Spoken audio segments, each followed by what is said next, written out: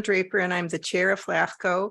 And I call this meeting to order of March 15th, 2023 of the Local Agency Formation Commission at 2:36. And we are now meeting in San Mateo County Board Chambers, as well as on Zoom for the public and for one commission member. And I want to welcome everybody. This is the first time that we've met, I think, in 3 years, and it's the first time that we've done this as a hybrid meeting. So there might be some technical challenges for us all, and I just ask that you bear with us as we work through today's agenda. At this point, the clerk will explain how both written and spoken comments can be made in this hybrid mode, please. Thank you, Madam Chair. For members of the public, the instructions of how to participate in today's meeting may be found on the published agenda. These instructions provide information on how to submit written comments and how to participate on Zoom. Thank you. We're now going to proceed with the roll call. And I will also say that because we have one of our members participating through Zoom, what we're going to do is at the time for questions and comments by the commission, we're going to just go have the clerk roll through the participants so that we can make sure that everybody has an ability to participate. So Angela, will you please call the roll? Commissioner Bigstick? Present. Commissioner Martin? Commissioner Mueller is absent. Commissioner Warbeck? I'm here and I'm participating remotely because I have a bad cough and I'm probably contagious. So I think it's a wise thing to participate remotely. Commissioner Slocum? Here. Commissioner Mickelson? Here. Chair Draper? Here. Thank you, Chair. And we also have alternate members, Jim O'Neill, with us today. Staff, we have Rob Bartoli, Executive Officer, Sophia Ricaldi, Management Analyst, and Mr. Timothy Fox, Legal Counsel. Thank you. Thank you. We'll now move to item number 2, which is the oath of office for new commissioners. And we have one, and that's Commissioner Mickelson, and I'll turn it over to Mr. Fox to do the oath of office. I'm sure you've had this experience before, Yes, but yeah. I do have a tradition of asking whether you have a preference, whether you wish to swear or affirm the oath. Some people have a preference between the two. I don't honestly know either. Okay, So then we'll use the word swear if you don't have an objection to that. All right, would you please stand and raise your right hand and repeat after me?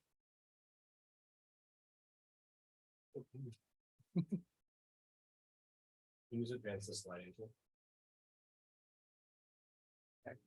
I state your name, I, Chris Michelson, do solemnly swear do solemnly swear that I will support and defend that I will support and defend the Constitution of the United States the Constitution of the United States and the Constitution of the State of California and the Constitution of the State of California against all enemies, foreign and domestic, against all enemies, foreign and domestic, that I will bear true faith and allegiance that I will bear true faith and allegiance to the Constitution of the United States to the Constitution of the United States and the Constitution of the State of California, the Constitution of the State of California, that I will take this obligation freely that I take this obligation freely without any mental reservation or purpose of evasion, without any mental reservation or evasion.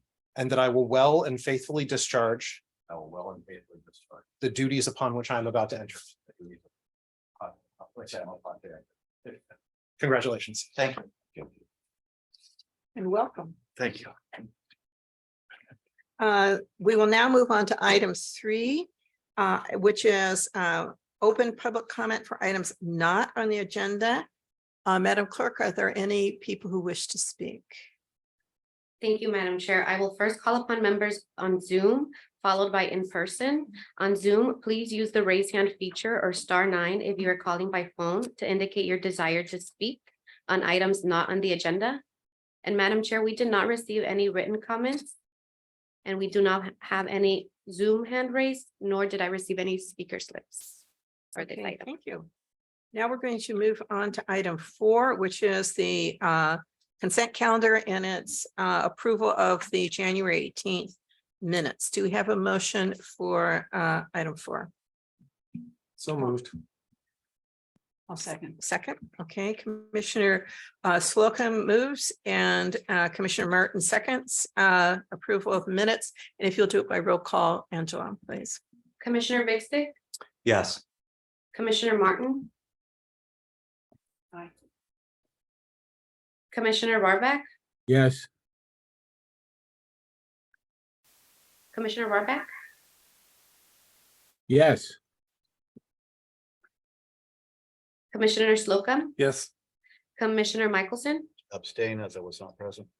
Chair Draper. Yes. Thank you, Chair. Your motion passes.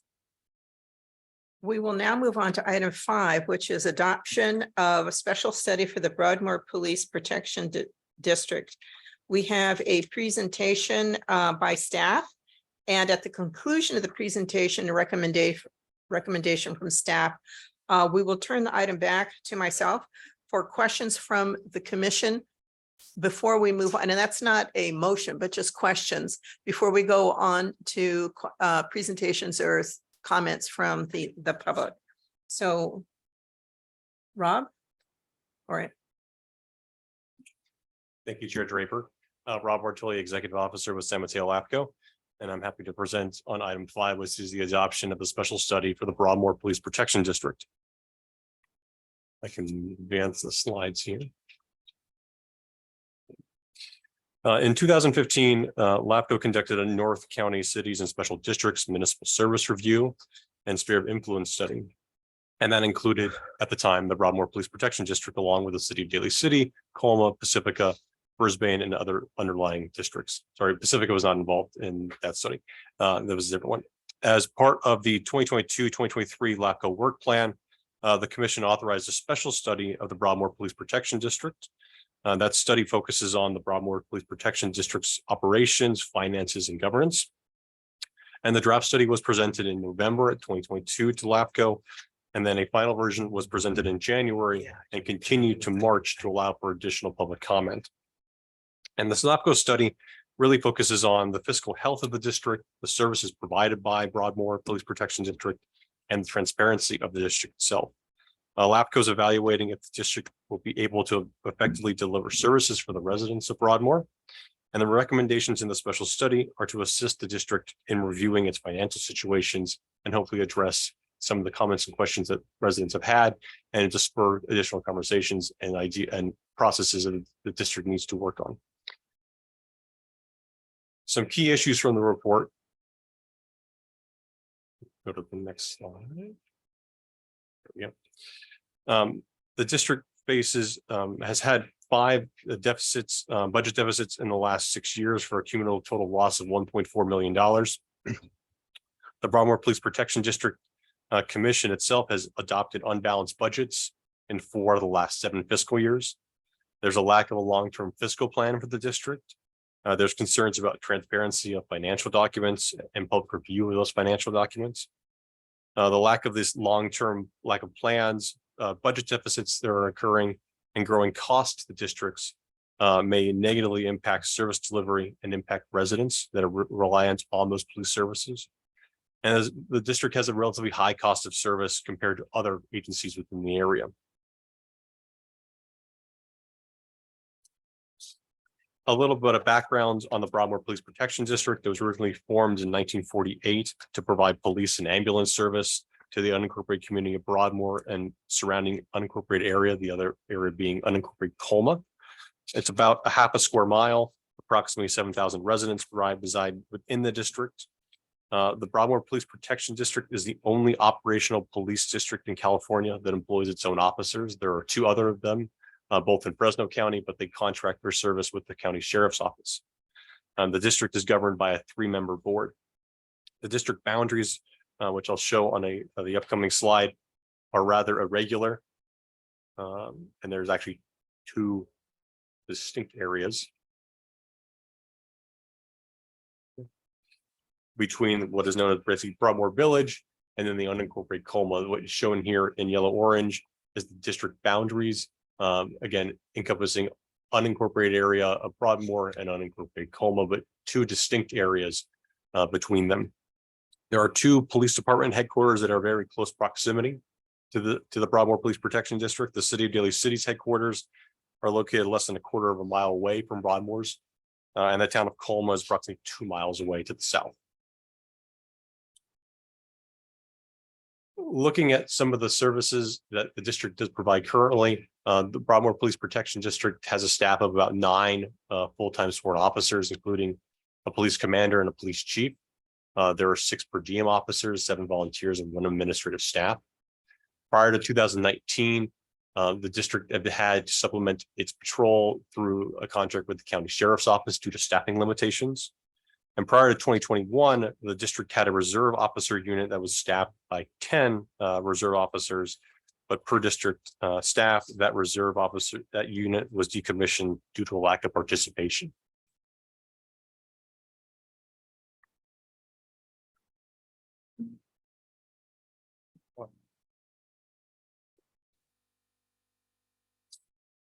In a comparison to other neighboring agencies, we looked at the number of residents, the number of full-time officers, and then residents per 1,000, and then looking at budget and calls for service.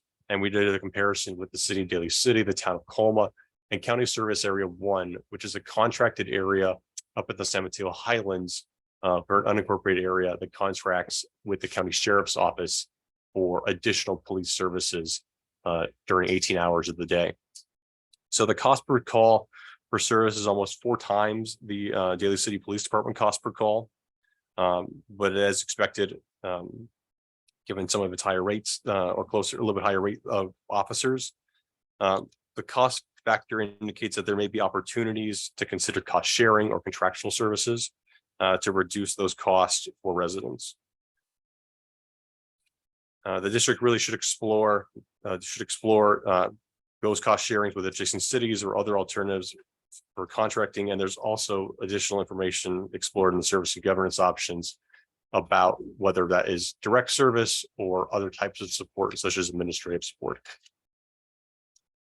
This slide here, we did an additional comparison looking at crime and clearance rates with the City of Daly City and Broadmoor Police Protection District. So we looked at what is known as Part 1 crimes, both violence crimes and property crimes, and there's descriptions about what those entail. And we compared the City of Daly City's crime rates and clearance rates for both those types of crimes compared to Broadmoor's Police Protection District.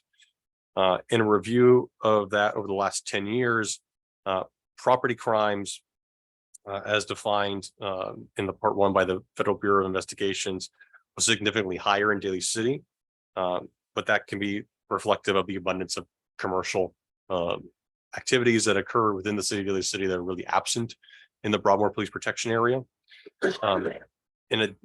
When we look at violent crimes, they more or less have a similar rate of violent crime between Broadmoor and Daly City. In addition, Daly City has had higher clearance rates for both violent crime and property crime over the last 10 years compared to Broadmoor, although there is a narrowing gap in violent crime clearance rates in recent years.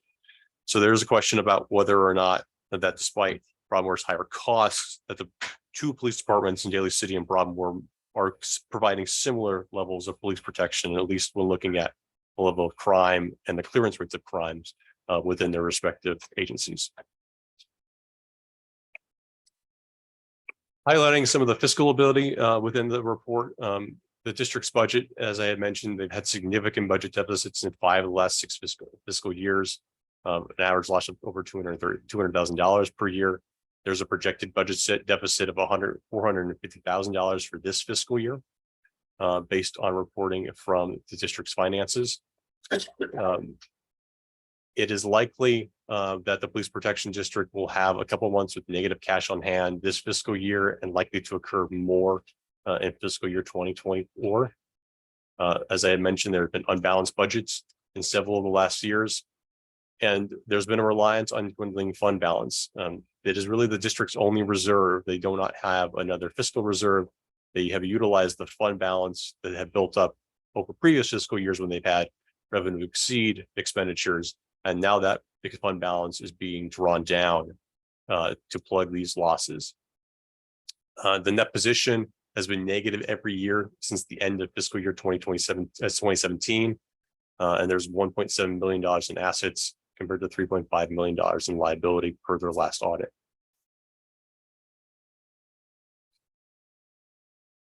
This is a high-level overview of the district's budget, showing actuals for year-end reserve and expenditures going back to fiscal year 17.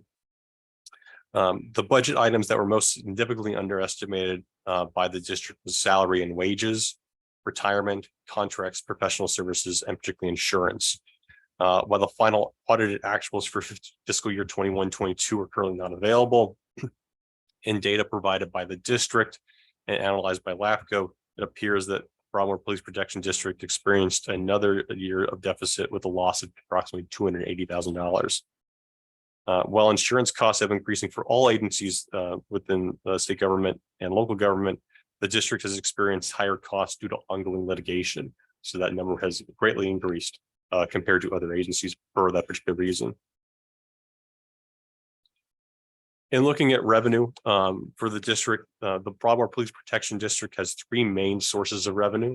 First is property tax, and the district receives approximately 26% of the 1% property tax within the district's boundaries. There's a supplemental parcel tax that the Broadmoor Police Protection District voters approved in 2000. That parcel tax is the second largest source of revenue and accounts for an average of 22% of the district's revenue. The supplemental parcel tax is a relatively reliable source of funding, as each parcel within the district boundaries is subject to a flat annual fee.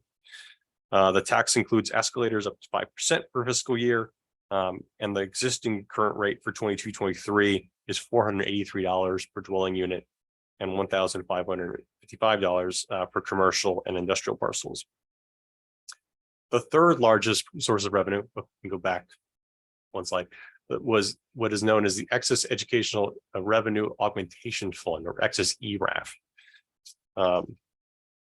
They receive this revenue through the county as part of an ERAF calculation that limits funding shifts to school districts. When property tax revenues exceed a certain calculated amount, excess revenues are then allocated to other agencies such as the county, special districts, and cities that receive property tax. So this is a relatively unstable revenue source because it can fluctuate greatly, and the county controller's office does not recommend that agencies budget these supplemental funds for ongoing operations. One reason why they are potentially unstable revenue is that the state is looking then to bring that revenue back into itself to fill its budget holes. And for example, this was a case in 2022 that as part of the proposed California state budget, excess ERAF was proposed to be capped at current levels for cities and counties and completely eliminated for special districts. So while that proposal did not ultimately move forward, the issue of excess ERAF will continue to be of interest to the state. And if that excess ERAF would have been removed, that would have equated to a loss of over $500,000 in this year's budget for the district. There's a discussion also about GAN appropriation limits as recommended in 2015 in the MSR, and there's a recommendation that the district adopt GAN limits and then also adopt the resolution setting those limits. The district does not prepare a separate report of actual revenues to expenditures of each fiscal year. The document that you saw with the budget is something that LAFCo produced to show what those differences are between actuals and projected. The district currently does not produce long-term fiscal planning documents for the use of its budgeting process. And the district does have independent audits, and they're shared with staff and board members, but it doesn't appear that these audits are agendized and discussed at public meetings, and they're currently not available on the district's website. A brief discussion about pension liability, and it is the largest outstanding liability that the district has. The district is contending with a number of CalPERS investigations going on with retirees. The district is seeing rising pension costs and increases to the district's net pension liability. And the funds budgeted by the district for CalPERS payments are less than the amount required to be paid to CalPERS in review of their budget documents and review of CalPERS documents. Currently, there are 17 retirees in the district, and that number is expected to grow in the future. And again, there is ongoing litigation with CalPERS regarding some payments for retirees, so there may be future costs to the district regarding some of those payments.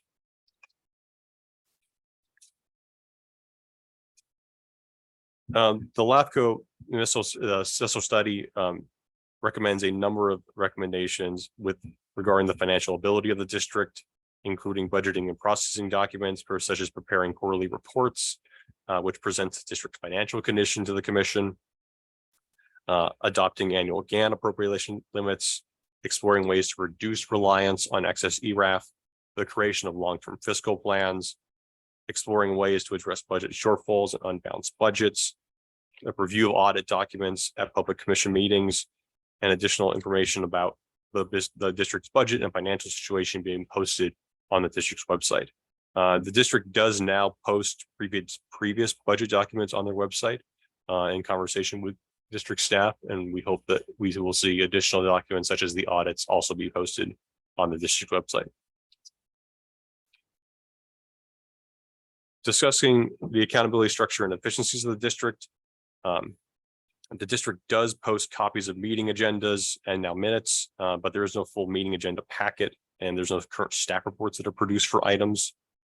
Per district staff, meetings are recorded via audio, but are not posted on the district's website. There has been a recent Brown Act issue regarding the appointment of a previous police chief that was brought to the attention of the district attorney's office. The police chief and district manager provides all administrative and human resource functions by the district. There's the district manager who acts as the police chief and the district manager itself. And then there's one administrative support person. The rest of the staff is then the police officers themselves. And as I had mentioned, there's a lack of financial information on their website, which has now been updated, at least with the most recent budgets back to 2017. There are several recommendations that LAFCo has within the report, including the creation of staff reports for both the board commissioners and for the members of the public, the posting of audio or video meetings, minutes on the district website, providing Brown Act training for all commissioners, exploring hiring additional staff or consultants to perform human resource functions or administrative tasks, or partnering with neighboring agencies to provide the staff for those positions. Posting salary information and compensation data about employees, and the development of policies, particularly financial policies, that there are currently none that the district has. While the report discusses governance and service options, this is not necessarily something that we're asking the commission take an opinion on at this moment in time, but we did find it prudent that we should explore potential options about what the district would do or may have to do in the near future to explore looking at costs and exploring revenues. So the district can maintain status quo, meaning they would continue as a 3-member board and continue to provide services as they currently do. Certainly looking at how to explore revenue or address expenditure questions and through that budget process, that is something that should occur in a status quo or any type of other situation, about how to evaluate some of the fiscal challenges that the district does face. There is a question about if the district does continue to exist in its current form, about whether that service can be provided in future years to residents of the Broadmoor Police Protection District. So whether police service can be provided to those residents, and if services are not able to be provided, that certainly would pose a public safety risk to the residents of the district. San Mateo County Sheriff's Office or neighboring other agencies may be able to assist, but we suggest that Broadmoor Police Protection District engage in discussions with those agencies about what levels of service can be provided and whether there needs to be augmentation at a certain period. San Mateo LAFCo has identified the city of Daly City through the adopted sphere of influence as the long-term logical service provider for Broadmoor in the unincorporated Colma area. So then there's a suggestion about merger and annexation for the city of Daly City. The district could also reorganize into a county service area or a community services district, and then either contract with the county sheriff's office for service or with the city of Daly City. And there's also contracting with an agency without reorganization, such as the 2 other police protection districts do in Fresno County, where those exist, but they do not have their own employees. They contract with the sheriff's office for those services. So again, all those administrative functions are provided then by the sheriff's office in that case. And then there is discussion of if the Broadmoor Police Protection District was to be dissolved, and that could be done through either petition, registered voters, property owners residing within the district, a resolution from the commission itself or another affected agency, or by LAFCo. This would require a separate LAFCo process, and in most cases would be subject to a protest proceeding. If the district was dissolved and Broadmoor remained unincorporated, police services would be provided by the San Mateo County Sheriff's Office, similar to other unincorporated areas within the county. The pay for the remaining legacy costs, those pension costs that would be tied still to the district, could property tax that the district currently receives could be utilized along with the supplemental property tax revenue that's currently utilized to pay for those legacy costs. And in this case, so revenue would still be collected for the Broadmoor Police Protection District to address those legacy costs, even though the district itself would be no longer providing services. But again, that is just a discussion in the report, not really the main focus of it. And any additional types of proceedings or changes from a LAFCo perspective will require a separate LAFCO hearing. So this was presented to the commission in January and asked to be continued to allow for additional public outreach and comments from the Broadmoor Police Protection District and the Broadmoor's Homeowners Association, along with other interested parties. So we did present, so LAFCo staff did present to the commission on January 10th, and also to the Broadmoor the Broadmoor Property Owners Association on January 19th. We reached out to local newspapers in the area. We've communicated with Broadmoor Police Protection staff, the county sheriffs, county staff, Supervisor Canepa's office, and concerned residents.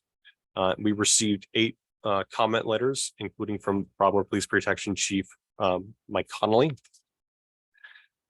Written comments are available in Appendix C of the special study, but I'd like to summarize some of the comments here.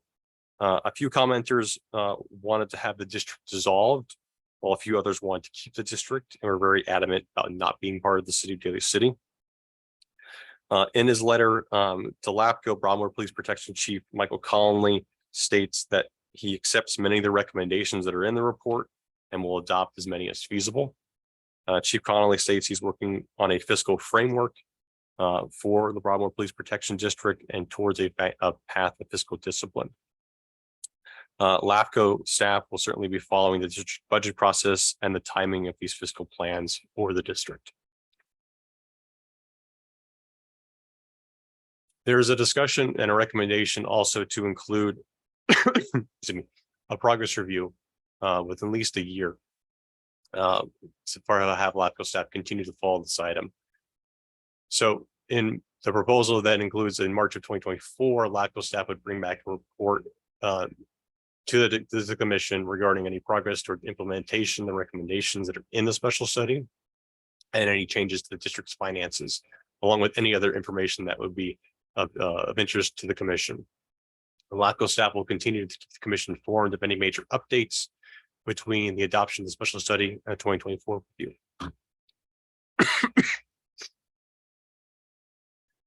And with that, there are recommendations about opening and accepting comments for the public hearing, accepting the final study, adopting the studies and determinations and recommendations, and then directing the executive officer regarding that progress review.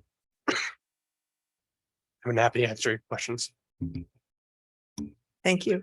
I'm going to ask the clerk if you could go down the roster and ask for any questions that we may have at this time. Commissioner Big Stick. So this is my time to ask questions. Okay. First in-person meeting, so. I have a handful of questions. I don't want to dominate. Does it come back down, or is this my time period? Okay, I will take that then. So I read the report fairly thoroughly, but I don't think I took a close enough look at the bit about the CalPERS lawsuit.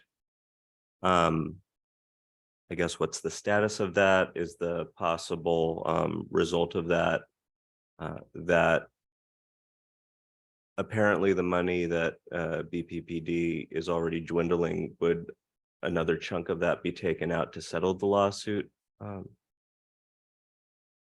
There is ongoing litigation between CalPERS and the Broadmoor Police Protection District regarding annuities and retirees that were employed by the district that were receiving a pension and salary at the same time.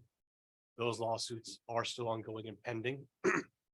There is the potential, though, that depending on those outcomes of those lawsuits, that there will be cost to the district in increased pension liability. So they may have, depending on what the outcome is, they may have increased pension liability, more costs. Certainly also through this process, ongoing litigation is a cost in and of itself. So that is another impact to the district's budget. Because the projected presumed deficit looks like another 450K if I read that right. So it seems like the way they're currently hemorrhaging would leave them with very little left in their fund within the year cycle.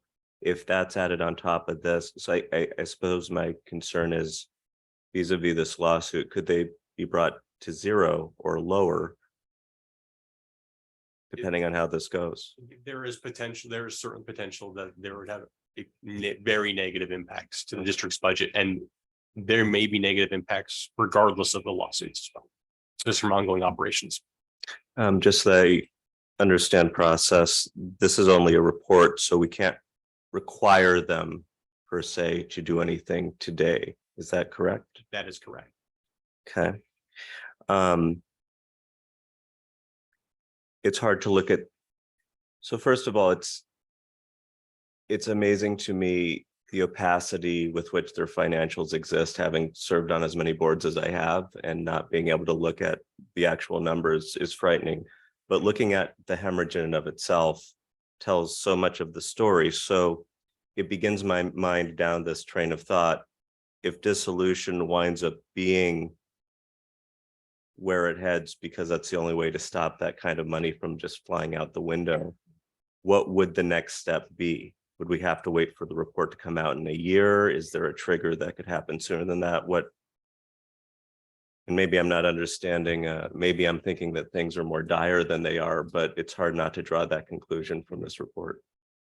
That's certainly a very good question, and it elicits a complicated answer that they've kind of basically two steps to it. There is the status quo, where even if the district can continue to exist in its current format, but there may be questions then about what the district's budget is and whether it can provide service under its current structure. So the district remains as so, but they do not have the revenue then to pay for operations, to provide that funding to police officers, to provide that service to the residents. So that is basically, that's not a LAFCo question at that exact moment, but that is a question that LAFCo would help facilitate with the people that would provide that service in the meantime, because that is a public safety question. Whether that's through the sheriff's office, whether that's through Daly City or another provider. Then there is the question about what is the outcome of the district itself. And that might be where LAFCo and other agencies have discussions with the commission about what they foresee this future is. What is this fiscal framework that Chief Connolly is discussing and potentially having? What does that look like? And we might have more information about that in the near term. But certainly something that we will be involved with discussions on about what the future of the district is from the LAFCO standpoint. I'm trying to be as respectful as I can within the context of what I'm reading, but for lack of a better word, and pardon me again if I'm sounding hysterical in my words, but if the bottom should happen to fall out from under them financially, which is certainly a conclusion that this report might lead one to suspect, what I hear you saying is then the various organizations would come together and figure out together what the next step is, essentially, most likely to help them to ensure that the citizens are protected despite the precarious financial situation they might find themselves in. Correct. Certainly, we have made the sheriff's office aware. We have made public safety communications aware. We have made the city of Daly City aware of these particular issues. And we are having ongoing conversations with those agencies. Okay, those are my questions. Thank you. Commissioner Martin. Commissioner, could you turn on your mic, please? Thank you. Can you hear me now? Okay. To follow that through, you said at the beginning of this that Daly City was also kind of looked at Am I correct in that assumption? In your findings, did you find them a willing successor agency? With the city of Daly City, that is then a question of annexation to some extent. And Oh, because okay. in various ways, there can be annexation of the unincorporated area, or they could be contracted as a service provider. Right. We haven't really delved into whether contracting in and of itself is a viable option, because that would then require revenue from the district to be able to provide for those services. Right. So that is something that we would need to, if it's a LAFCo question, we would need to explore, but that is a recommendation to the Broadmoor Police Protection District, is to explore whether or not contracting Okay. could be a way to provide service. I don't know that could be within the fiscal framework of the long-term planning or a discussion at their budget. That's something that we will follow and see if they act on that recommendation or act on exploring that recommendation. Okay, thanks for the clarification.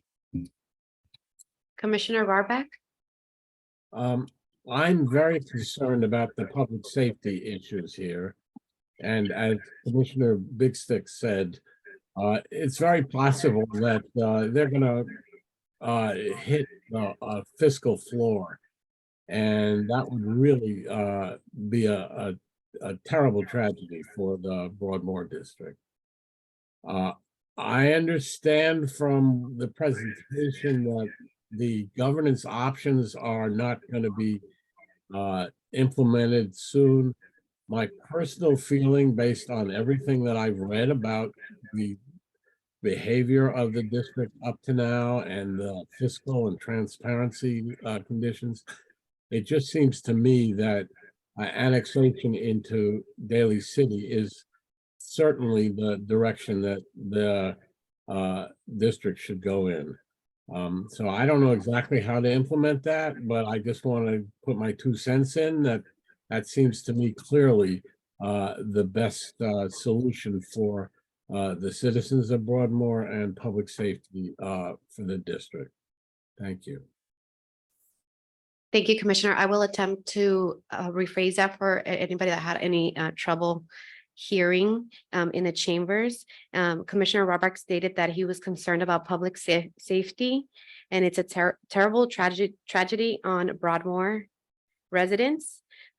He noted that governance option might not be able to be implemented soon, but the behavior and the transparency, he believes that the annexation to Daly City is the direction where this should go, and he's unsure how to implement that, but an annexation to Daly City is what he is suggesting. Did I capture that, Commissioner Rohrbach? Perfect. Thank you. Awesome. Thank you. Commissioner Slocum? Thank you. A few questions. Maybe this one is for Mr. Fox. Is it true that to increase the property tax rate, it would take a vote of the people? To increase the ad valorem property taxes is a whole process. There is also the opportunity for a parcel tax. I believe the district already has one such parcel tax in effect since about 2000. So property taxes come in different forms and flavors, but for the most part, it is either a matter for the voters or not an available option at all. And the supplemental parcel tax that the district does have has a 5% escalation.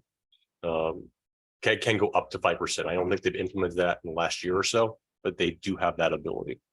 The reason I asked the question is that an unnamed reliable courthouse source told me that the district under state law had the ability to raise the rate without a vote of the people. And I think what I heard is that's not true.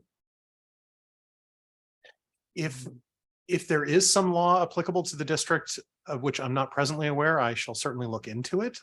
It's better if someone asserts there's authority for a thing, it's a good idea for them to cite that authority so that we can investigate whether it extends to what we're talking about here.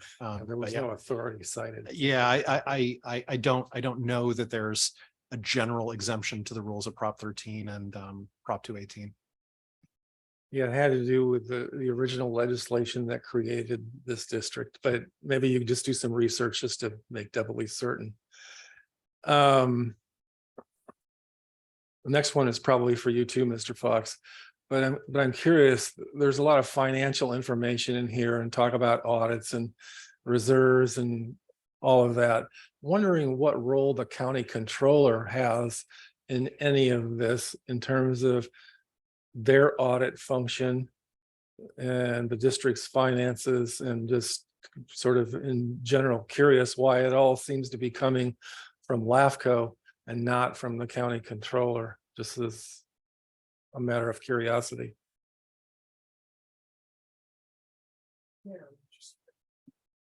So we have had discussions with the county controller's office because Broadmoor Police Protection District does keep their money with the county controller's office as a special district. So we have made them aware of the study and also have been discussing with them their existing fund balance that they keep with the county controller's office. So they are aware and tracking that. Because there does need to be a certain minimum amount of money that's kept in that account. So the controller's office is monitoring that, and they are aware of the LAFCo report.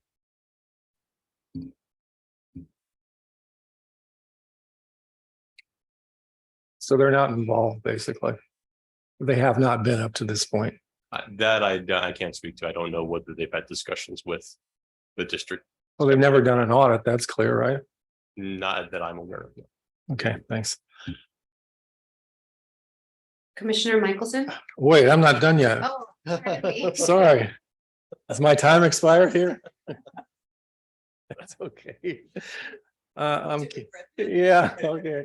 I'm curious about whether the chief is on the line and wanted to offer a few comments, or was he invited, or I'm sure he could have attended. Yeah, yes, we certainly gave notice to the chief and to the district, and I believe I saw Angela nod her head that Chief Connolly is on there. Okay, so after the questioning, would it be my colleague's desire to ask him maybe to say a few words?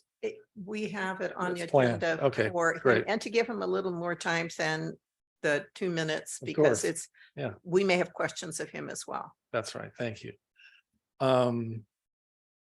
If you could refresh my memory, Rob, at our when we talked about this in January, maybe Supervisor Mueller had made a couple of points. And I'm wondering if you can refresh at least my memory on what those points were and what he wanted, what he asked for. Yes, certainly. So Supervisor Mueller basically wanted the district to respond in writing to each of the recommendations that LAFCo had, and LAFCO has quite a few recommendations in the report. We did not receive a specific letter addressing each of those recommendations. We instead received a letter back from Chief Connolly, basically saying that we will work towards implementing the recommendations as appropriate as they can, but not a specific response to each recommendation or those items. But he does agree with most of the recommendations as stated in his letter. Okay, thank you. One last question.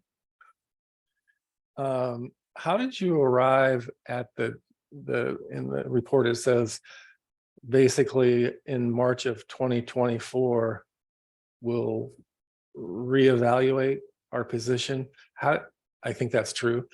And how did you arrive at that March 24th? Did you just say, let's give them a year? Just kind of arbitrary? Correct. It really was just to bring it back in a year or sooner if the commission so desired. If there are issues that, that there's a need to have that more frequent update to the commission, staff is certainly willing to listen to that, or to a different certain date. The question, the challenge with March, if you do it as a year out, is that they would probably not have a budget ready for the following fiscal year. So we would have captured this upcoming fiscal year in 23-24, but if we have a March date for next year to bring this back, we probably wouldn't have 24-25 budget information just yet from the district. Thank you. And just one last comment, maybe, sorry, for the benefit of our Pacifica neighbor. This is not a new problem. The things that are outlined in your report have gone on for quite some time that I'm aware of. And just from this commissioner's perspective, and we're going to talk about giving them yet another year to correct these deficiencies, which have been going on for a decade, or maybe that's not fair. but I'd welcome your comment on that. It certainly is a very challenging time, for the district. And I think we really have seen that the last time we did this, the MSR was in 2015, and there have been some dramatic changes to the district budget since that time. And there are right now questions for LAFCo, but there are probably more questions really for the district to try to answer. And I think that seeing what the district does with the special study and what kind of fiscal framework they're trying to work towards over the next year or so, I think will be important for LAFCo to understand what challenges that the district now also is recognizing, and how we can then be involved in a solution for the district and the residents really of the district, of how those services can continue to be provided, so they maintain police protection services. But I think that part of this is that there are so many recommendations that we have that we kind of need to see a response from the district over the next year or so to understand what those challenges are. Well, I'm going to jump here in as the chair, and that is, I was going to be making a recommendation that within 90 days, which means, or maybe in our next meeting, I'm very happy that the the chief had a positive letter, but it didn't state specifically which ones and what are they going to do. And I'm not thinking of a big analysis, but to have clarity on those and having those come back to us in the next, to our next meeting, because I don't think it really responded to Commissioner Mueller's interests. And then instead of waiting for a year, then have a status in 6 months and 12 months. But the first thing is just which ones and what are they, what do they anticipate? And I just sort of see it in my mind as a chart, and that could be done each recommendation and which one, so that we know, and so that everybody knows what that would be. So sorry, that's just gonna, it's not a question, but I was just jumping in there. That was going to be my recommendation. Madam Clerk. Madam Chair, Clerk, could you continue? Commissioner Michelson? Wow. Yeah, I would agree with everyone who spoke before me. I didn't really hear anything that didn't line up with my thoughts, and certainly Mr. Slocum's comments on this has been going on for a long time, and they need to be put out of their misery. I mean, I'm sorry to say that my first meeting, but I don't think this is repairable. And so at this point, this is questions of staff. Yeah. So the funding sources, ERAF, thank you, Rob. We know at my water district, ERAF is like a bonus. We don't budget it. We nearly lost it this year. That's a big part of their budget. It really concerns me. The parcel tax, does it sunset? There is no sunset on that parcel tax on Okay. the supplemental. Yes, some do, and Yeah, and this some one don't. does not. So I'm just seeing a whole host of issues here. You touched on most of them. The pension liability. I mean, you have 2 retirees per 1 employee. I mean, that's a inverse ratio. We shouldn't have something like that. So I don't necessarily see what can be done in the next year to rectify this. So I am certainly would like a more aggressive timetable, next meeting cycle. I'm sorry the chief isn't sitting in the room, because I think we would all have questions of the chief. If he's online, that's great. I would certainly, support Mr. Mueller's request for written responses to our questions. But I see some real problems here.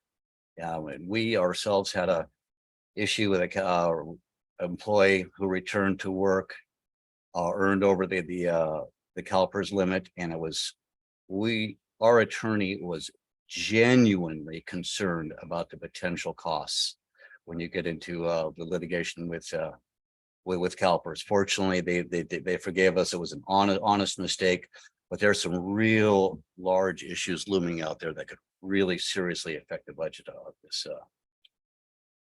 police district. So, and I have lots of concerns here, and I would certainly recommend a more aggressive timetable. Thank you. Chair Draper. I have quite a number of comments, but no questions at this time. I'm going to wait until we get to the comment period. And now, assuming that we have no more questions, we're going to go to the Broadmoor Police Protection District representative.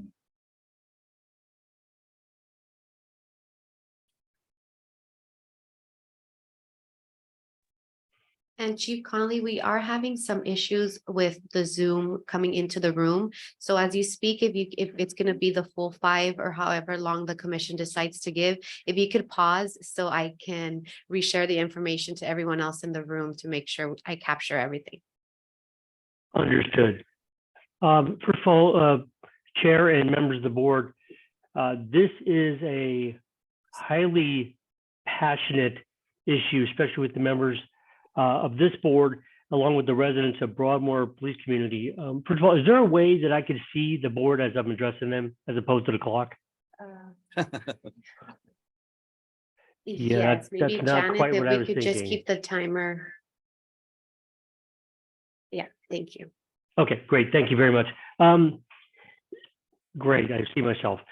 Chair and board, please be advised that I've come back into this office in the last 2 months. I am cognizant of the issues that the report has outlined. I was cognizant of them before.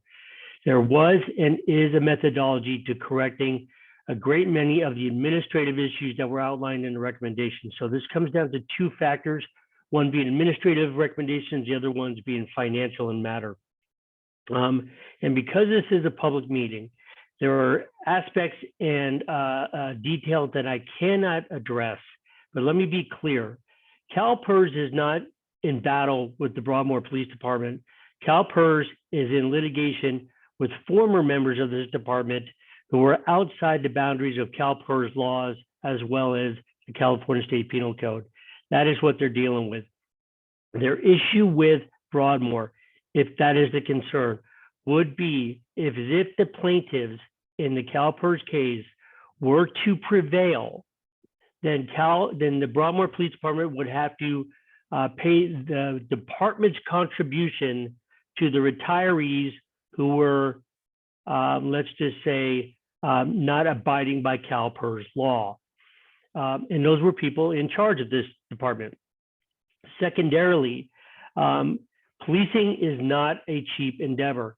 Whether you subscribe to us going to Daly City or to the county, any law enforcement agency faces shortfalls. Daly City and the county themselves face shortfalls. So staffing, when we look at calls to service and cost to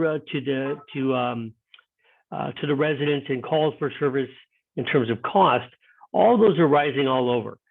Broadmoor has been very successful in providing the service and keeping them at the level that they are, but the cost of insurance coupled with the cost of litigation has driven up our costs considerably. And sorry, somebody keeps talking into my ear, but do you need a break to transcribe that, or is it coming in clear? Yes, please, if you can give me 1 second while I Absolutely. transcribe that for the members in the chambers. And Chief stated that he understands that this topic is highly passionate issue. And he is cognizant of these issues, and he believes there is a methodology to remedy the financial administrative recommendations. I believe that's what I got, but please let me know if I misspoke for you.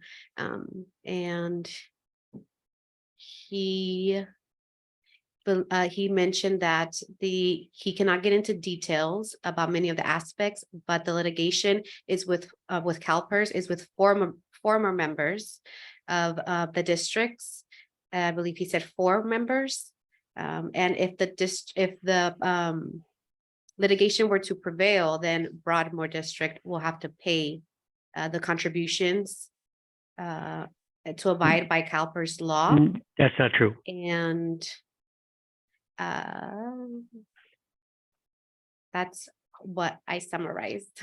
Okay, so as a point of clarification, the litigation that's currently involves CalPERS seeking fiscal remedies from previous members. If CalPERS prevails, the former retirees will have to pay back CalPERS significant money. If the the retirees prevail, then Broadmoor would have to pay department contributions for them. Okay, let me repeat that. So if CalPERS prevails, the plaintiffs will have to repay back to CalPERS, but if the plaintiffs prevail, then there is charges to the district. Correct. Okay, proceed. Okay, thank you. So I'm looking at this from two different standpoints. On the administrative aspects in terms of reporting and transparency, there is a plan that will be in place within 90 days or sooner. I'm hoping sooner. I'm going to be appointing a compliance manager again to handle that, to also beef up our technical abilities to be more transparent, because that is a problem that we've had here for a number of decades. Secondarily, on the financial aspects, a great number of our financial challenges came years ago with the problem of annexation, with other jurisdictions annexing chunks of Broadmoor's property, thus reducing our ability to generate income, primarily from commercial properties. Now, having said that, part of the fiscal framework would be to work with the Board of Supervisors, County Board of Supervisors, particularly Supervisor Canepa, on working on a economic development plan for North County and specifically Broadmoor to help raise revenues, while at the same time mitigating our legal issues by either adjudicating the cases through trial or by settlement. That will reduce insurance costs and reduce our expenditures. You have 1 minute left. Sorry. Thank you, thank you, Chief. Let me share that to the members of the chambers. And Chief mentioned that the administrative recommendations, that there is a plan in place to put those within 90 days, and that he has appointed a compliance manager and to be more transparent. And on the financial, he does note that the challenges came years ago when, due to annexations, there was a reducing of the ability to generate income. And he suggests working with the Board of Supervisors to work on an economic development for North County. Go ahead, Chief. And I welcome any questions. I realize this is a difficult form to work with, but I can answer questions as needed. Thank you. All right, now we have an opportunity to ask the chief some questions, and I'd like us to focus those questions on the report. They've talked about some of the things that they're going to do in the future.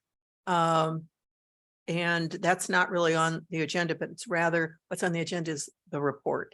And so if we could do the, again, the members of the commission and ask if they have any questions of the chief on the report.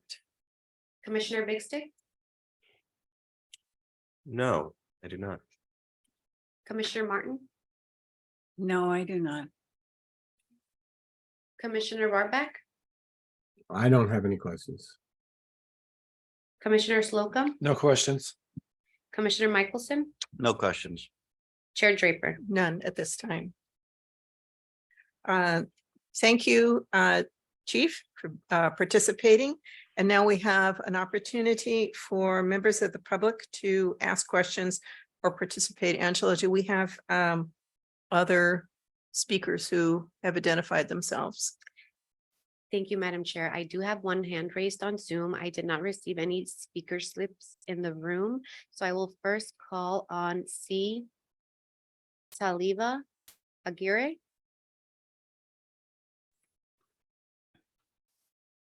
Hello. Go ahead. Hello, my name is Christine Taliva'a Aguirre. I'm the president of the Broadmoor Property Owners Association, and I am working closely with Chief Mike Connolly with our police department. We had invited Mr. Bartoli to our January monthly meeting, and he was able to come in with his co-worker Sophia R. And they gave a report to members of our community about the LAFCo study. Chief Connolly was able to speak about his part and how the two are now going to be working together. And I've already seen some of the results that they're doing. We emphatically do not want to lose our private police department. We love our police district. We do not want to be under the city of Daly City. We will never, ever want to be annexed to the city of Daly City. We may be a tiny community, but we are definitely all strong and committed to our police department and to staying our own little donut hole inside the donut of Daly City. So please work with us, work with the Property Owners Association. I'm always available. I used to work under Mr. Slocum in the assessor's office. He knows who I am. We are working with our supervisor, Mr. David Canepa. He's meeting with us as well. And please do not take away our police department. Work with us. We can make it happen. I remember as a child having the police department, and we do not want it to go away. Thank you. Thank you. So I would briefly transcribe that over. So she was the president of the Broadmoor's Homeowners Association, and she noted that LAFCo and the district did hold a meeting where Rob and Sophia were present, and the chief also spoke on how they were working together with LAFCo, and staff presented the LAFCo study. And she stated that they do not want to lose their private police, and they do not want Daly City Police Department nor annexation to the city. And she stated that though it's a tiny community, they are strong and committed to their police department, and asks for to please work with the Property Owners Association. And she noted that they are working with Supervisor Canepa, and asks that you do not take their police away. Thank you.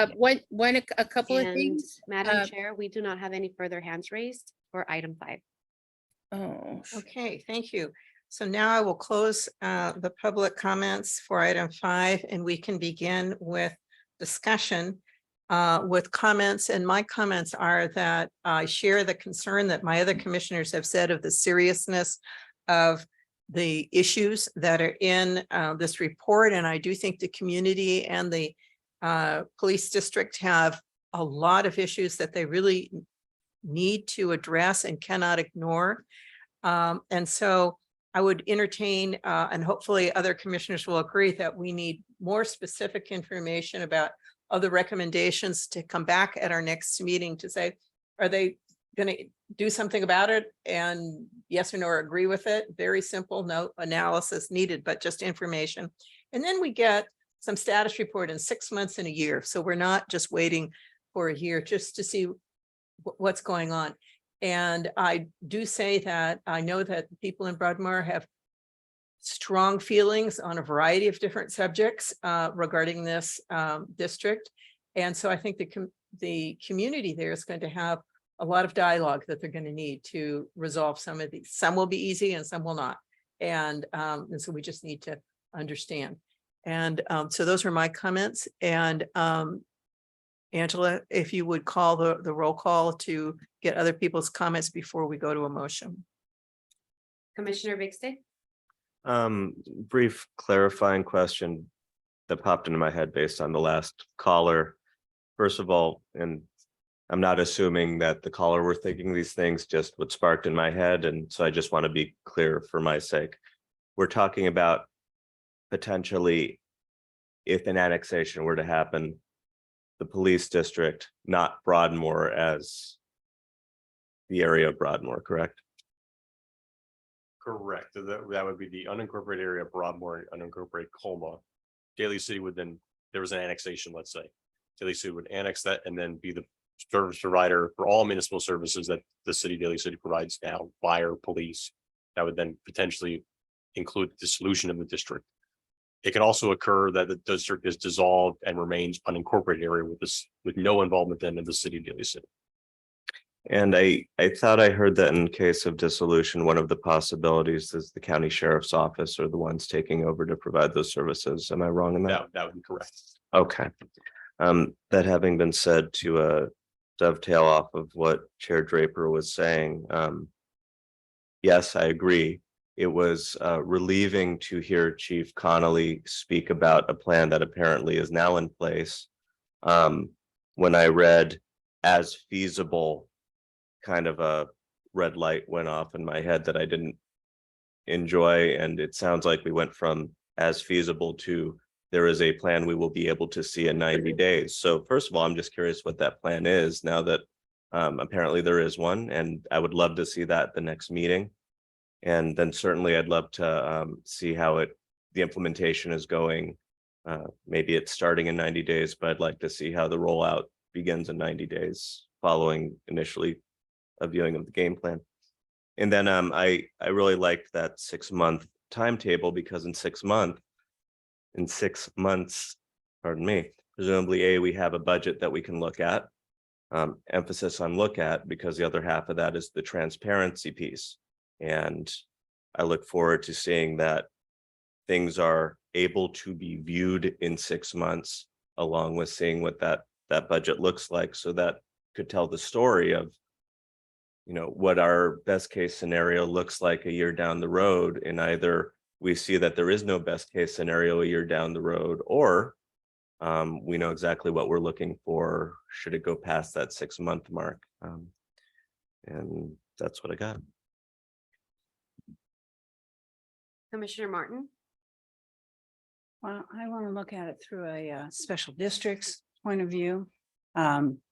The chief said that all these problems started with just a few years ago, but these problems that they have right now really predate this by about 10 years. Broadmoor, I've served on a number of grand juries here, and Broadmoor has been on radar since the early 2010s. I agree with Commissioner Draper that we should have a short leash on this special district. They have managed to scoot by for a very long time and put themselves in a situation that is almost irreparable. I'm willing always to give the other guy another chance, but I think we need to really rein them in really closely this time. That's all I have to say. Commissioner Barback? I agree with Commissioner Martin. It's been over a decade that Broadmoor has had these fiscal and transparency issues. I think we should, as soon as possible, deal with the governance issues. I also think it's irreparable based on what I've heard and seen. So I'm not optimistic about any solution that doesn't include a governance change. Thank you.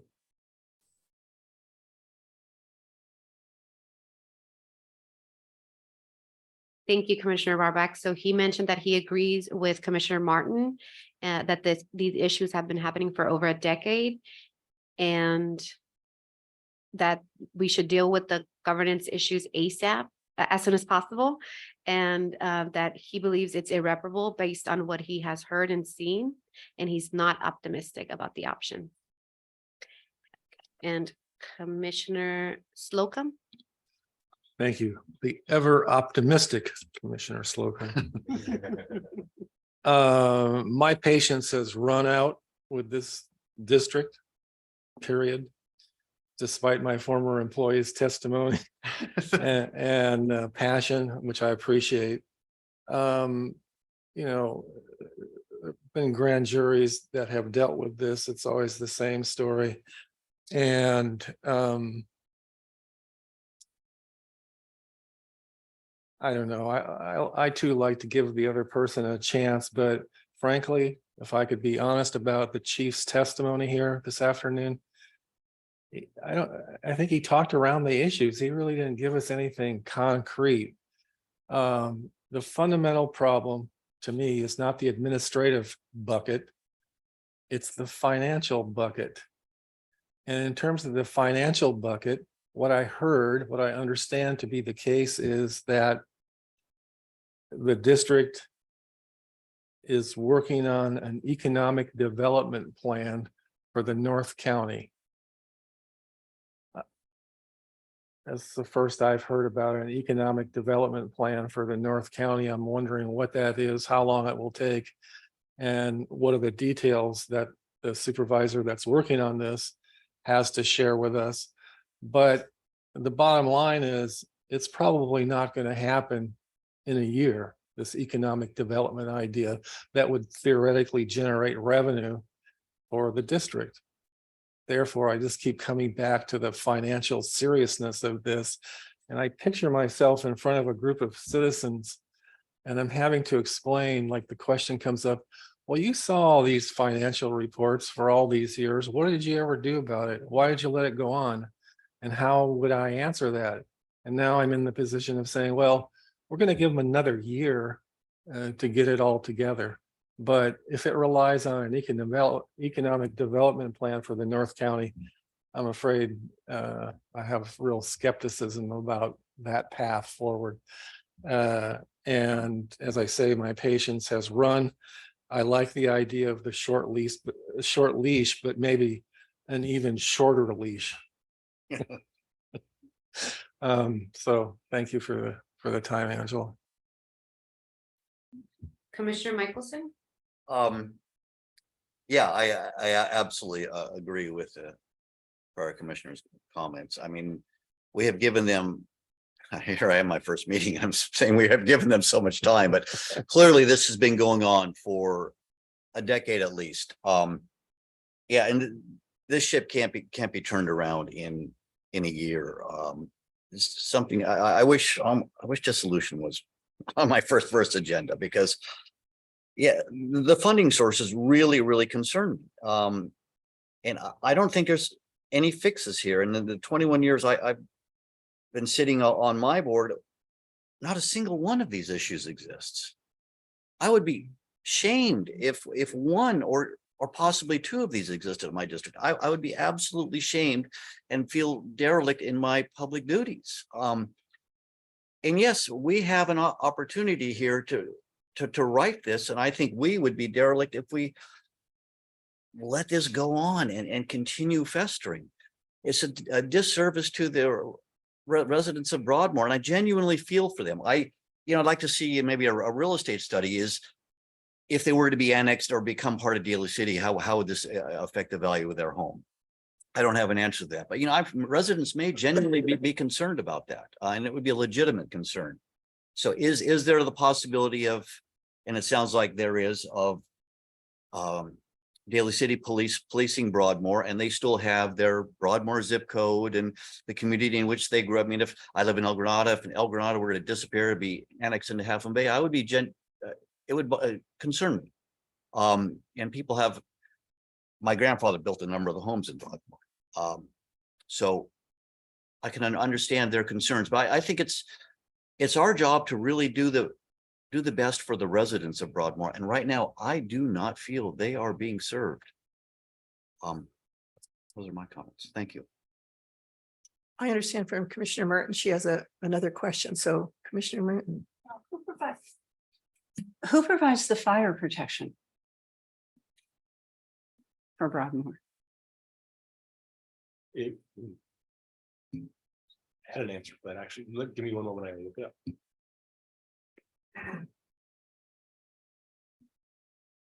Okay, I'll take this time as you're looking it up to summarize. I already provided my comments. And once we get the question answered, we will consider a motion, and I hope the maker of the motion includes the 3 steps that I had for getting more information on this.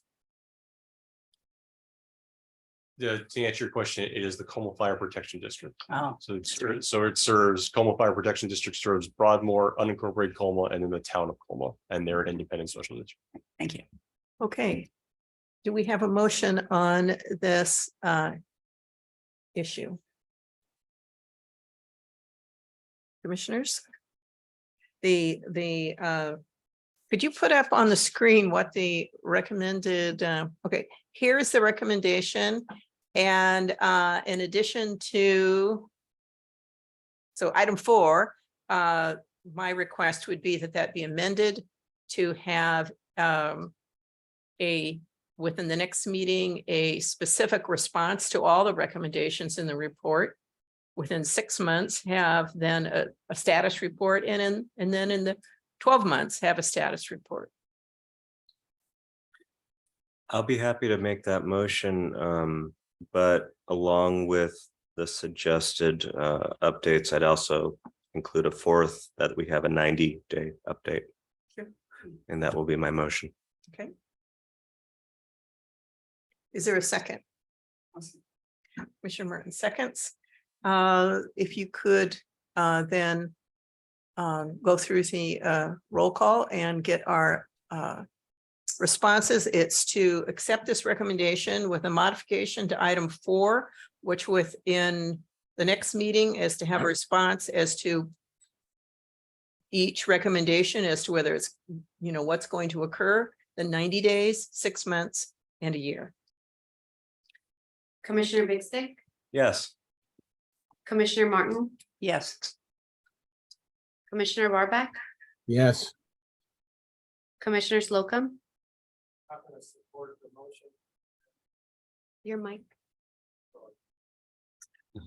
I'm not going to support the motion. I partially agree with it, but my concern is that at the next meeting, well, let me say, I do like the idea of getting a full accounting at the next meeting, Madam Chair.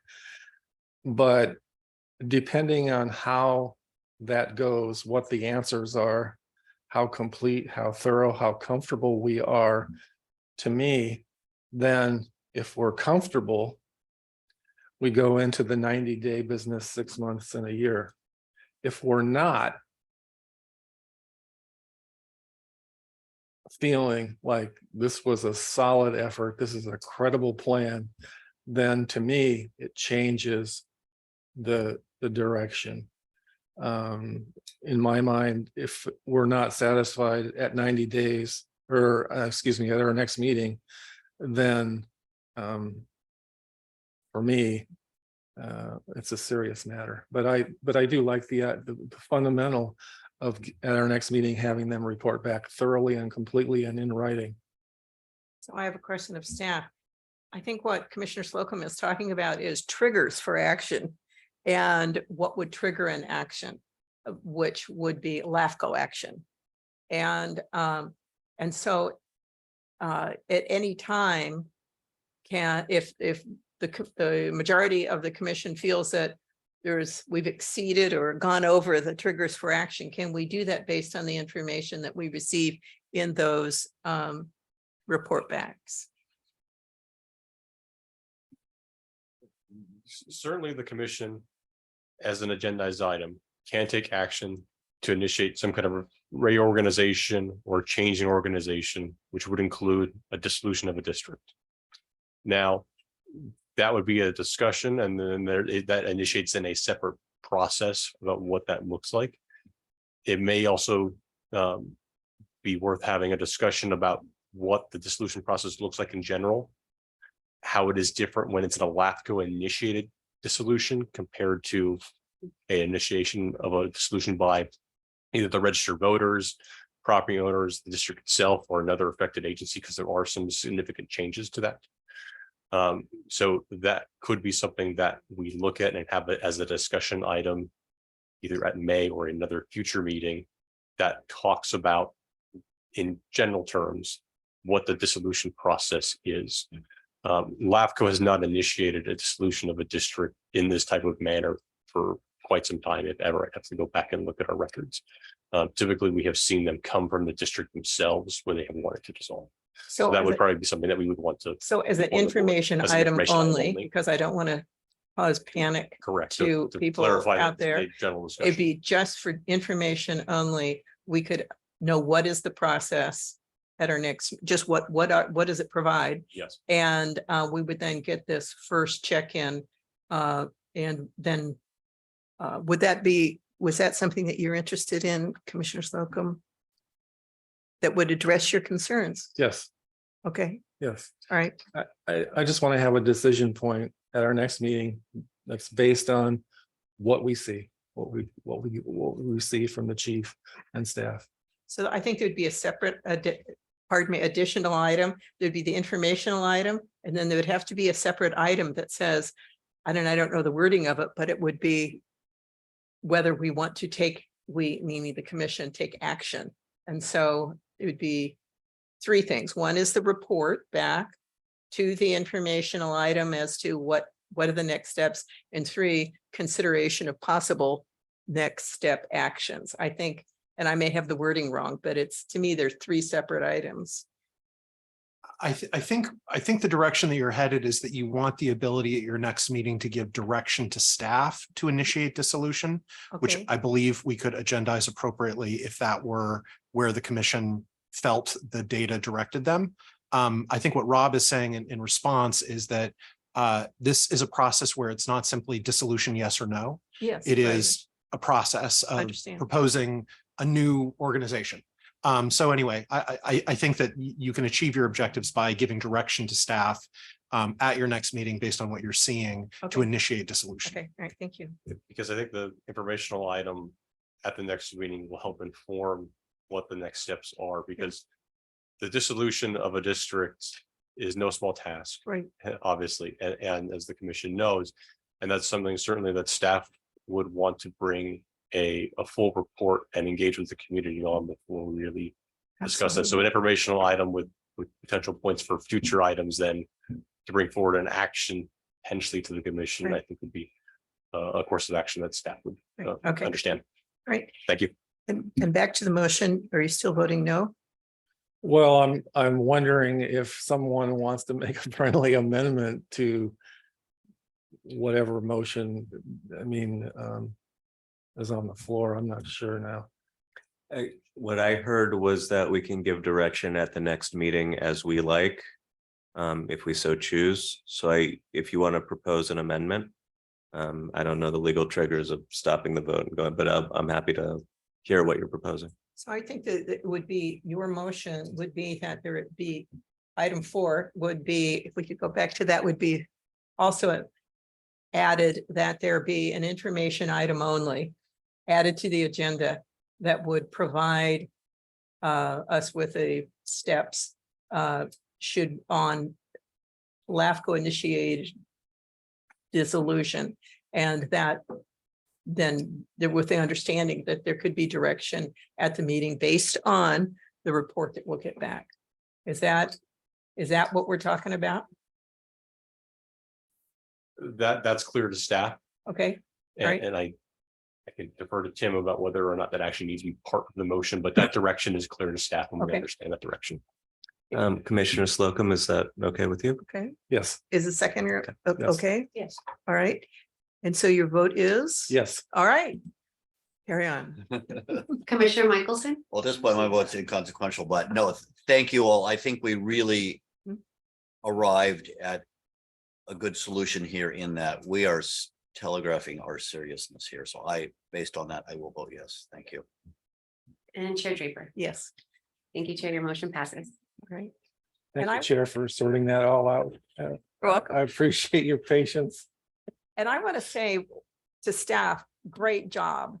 This is a lot of work, and there's, and to the community as well, is that this is going to be tough. And so I'm enthused that there are people that are participating, and they'll need to in the future. So good job, community, as well.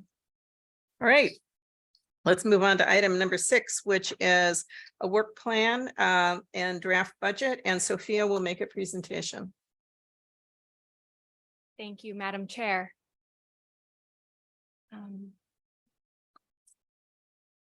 Yeah, no problem.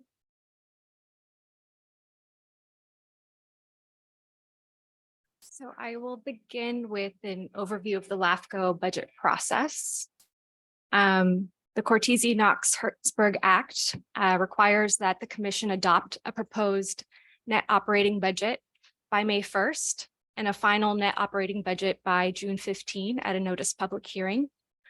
The budget shall be at least equal to the budget adopted for the prior year. And the act allows carryover of unused funds to the next fiscal year's budget. And finally, the net operating budget must be apportioned into thirds that will be shared by the county, the cities, and the independent special districts in the county. So the FY 22-23 budget was $797,167. And I should point out here that the revenue for the LAFCO budget comes from fund balance from the prior year, application fees, and that 1/3 apportionment between the county, the cities, and the special districts. So the 2023 budget included allocations for a full-time executive officer, 0.5 administrative secretary, and also accounted for the management analyst vacancy at the beginning of the fiscal year. The budget also included $75,000 that was placed into a special reserve for a future consultant and $40,000 for county attorney's office fees. As of March, the year-end actual estimate is a little over $803,000, and that includes the $10,725 contract for the peer review that the commission approved at the last meeting for the city of East Palo Alto's proposal to establish EPASD as a subsidiary district of the city. We estimate that the fund balance at the end of the year will be about $212,707, and that'll be carried over to the next fiscal year. So the proposed FY 23-24 appropriations budget is $785,529. And the appropriation budget includes salary and benefits, supplies and services, and other costs like rent, liability, human resources, etc. The net operating budget includes all that plus $60,000 that we are proposing be placed into a reserve for a future consultant. So the net operating budget for FY24 is a 6% increase compared to the prior year, and that is due to increase in cost of living for salary and benefits, as well as the full time for the management analyst position. It includes $100,000 for a consultant to support staff with a complicated or more complex municipal service review. It includes increases in audit fees, as well as expenses for county attorney fees that we're anticipating in the next fiscal year. And all that leads to the 1/3 apportionment of a little over $199,000 to the county, the cities, and the special districts. Moving on to the proposed work plan. These are the main kind of the big ticket items that we'll be working on in the next fiscal year and coming fiscal years. We are looking to complete first round municipal service reviews and sphere of influence reports for the cities of Burlingame and Hillsborough, San Bruno, Millbrae, and Foster City. We are proposing to update the San Mateo County Harbor District MSR. We received a letter from the League of Women Voters, and it's in your agenda packet, to look into or to do a study on the Peninsula Healthcare District. And so we are bringing to the commission for consideration today for discussion whether or not to conduct a municipal service review for both the healthcare districts, Sequoia Healthcare District and Peninsula Healthcare District. And then also for discussion today is a countywide fire study to assess the current capacity and future needs of fire and emergency medical services in the county. In addition, we anticipate receiving a couple more complex applications for boundary changes. CSA 11 is an application that we're expecting to receive any day now, and this is to update the sphere of influence of CSA 11 to include the Pescadero High School and add water service there at a future date for both the high school and a proposed fire station in the district. In the next couple months, we'll be bringing the proposal from the city of East Palo Alto to establish EPASD as a subsidiary district of the city. We anticipate that the West Bay Sanitary District is going to apply to activate recycled water powers. And we also anticipate that Belmont will submit an annexation application for the entire harbor industrial area. And the San Mateo Resource Conservation District submitted a annexation application, I believe, in the last fiscal year. It's currently on pause, but it could be unpaused coming soon. So the recommendation is to open the item for public hearing and accept public comment, to consider and approve by resolution the proposed draft budget, and to direct the executive officer to schedule a fiscal 2023-24 budget for a public hearing at the May commission meeting.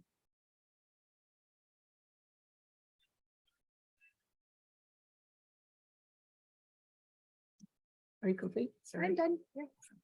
Excited about that. Angela, if you could see if there's any questions by the commission. Commissioner Big Stick, No questions. Commissioner Martin, Is this the appropriate time to talk about which of these items you actually will complete this year? Or should endeavor to start? Is this the particular time? All right, with regard to your question to me earlier about the Sequoia and Peninsula Healthcare Districts. Again, the grand jury has looked at this numerous times. There was a report done maybe 5 or 6 years ago by the Little Hoover Commission about special or healthcare districts in California. Unless there's more specificity as to what the author is concerned about, I would recommend that we not do that.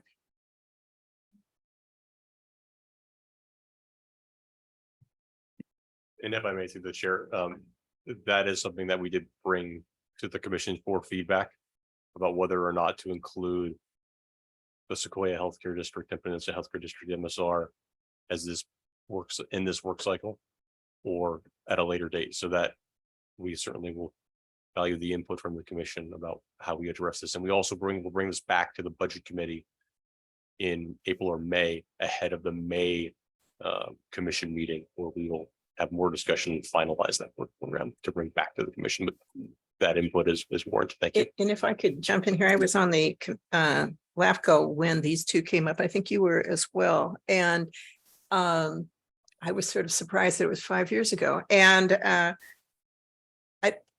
I think the league raises questions, but which are good. But I think we need more specificity. And I really would like this to go back to the budget committee, because there's also a special study as an option, not the full MSR. If we could really determine what are those questions, and is it really LAFCO's role to answer those questions? I just don't know. It may be some other entity, and that's I share your concern, but to have it go back, that particular item. LAFCO has some meaty issues this year, and they're the one that we just had, plus East Palo Alto. I think it's going to take a lot of staff's time. And so thank you for bringing that up.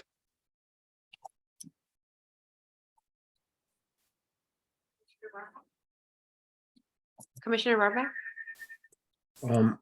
My question has to do with the update to the Harbor District MSR.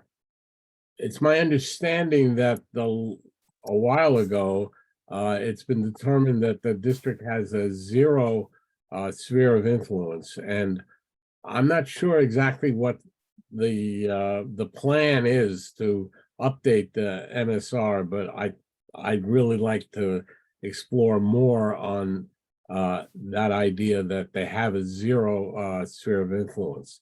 So that's my question.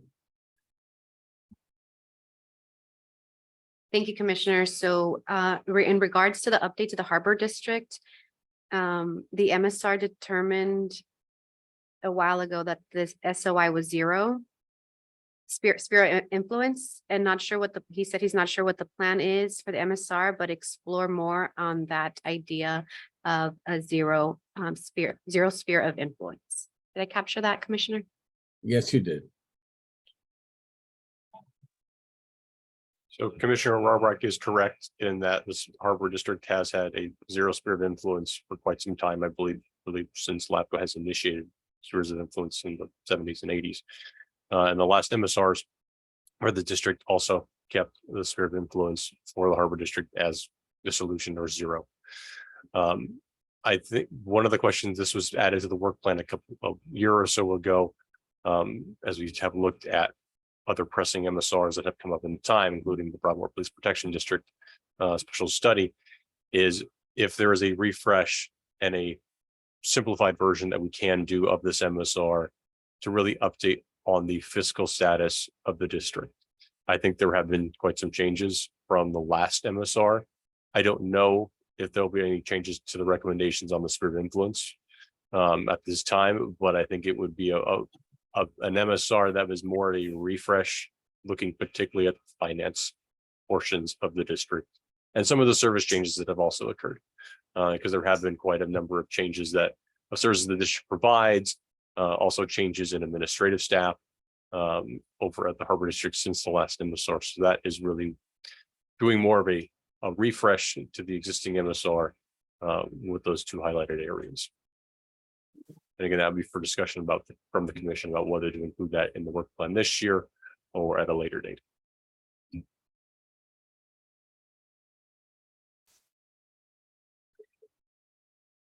Thank you.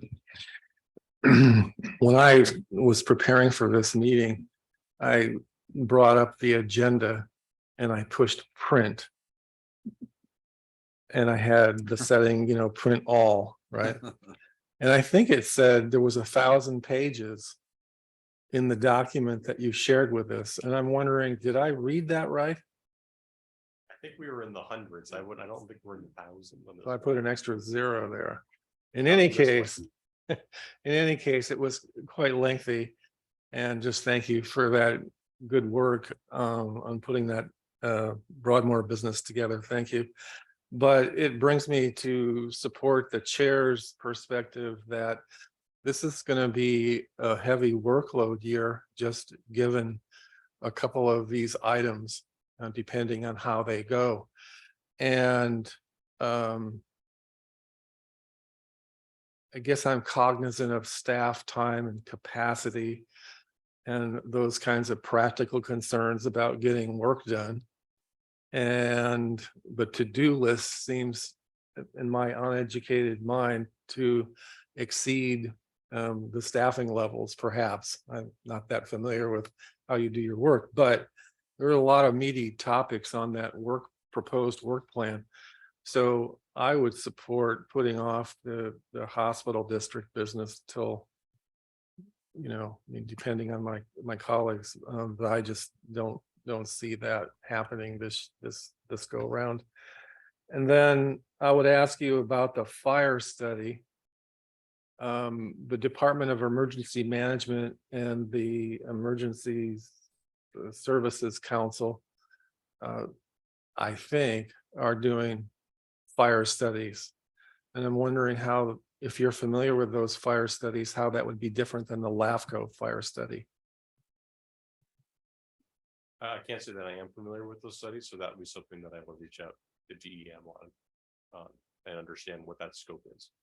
Yeah, thank you. Certainly the LAFCO study would look at the special districts, the county fire service, and the city's fire services, and looking at how they interact with one another where there are potential gaps. There's a similar study that's going on in Santa Clara, looking at those districts. So that would probably be similar model, what we look at, but certainly do not want to duplicate processes that are already ongoing. As the chair of the Emergency Services Council, it just seems to me that there's some overlap there, and I appreciate you if you could find out. And it's only out of concern of the workload that I bring that up.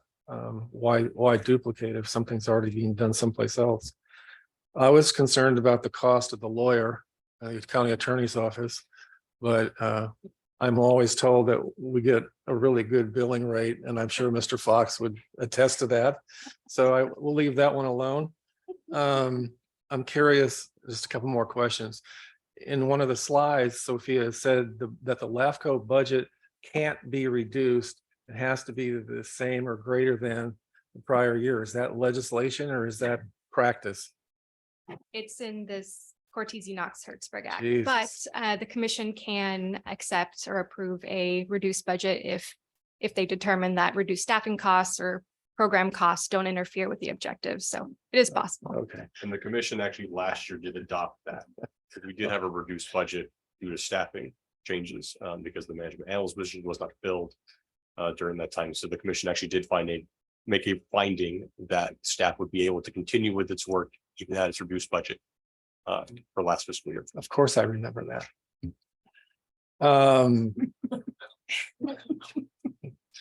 I support Harvey's notion and other comments about the Harbor District. I'm really looking forward to that product.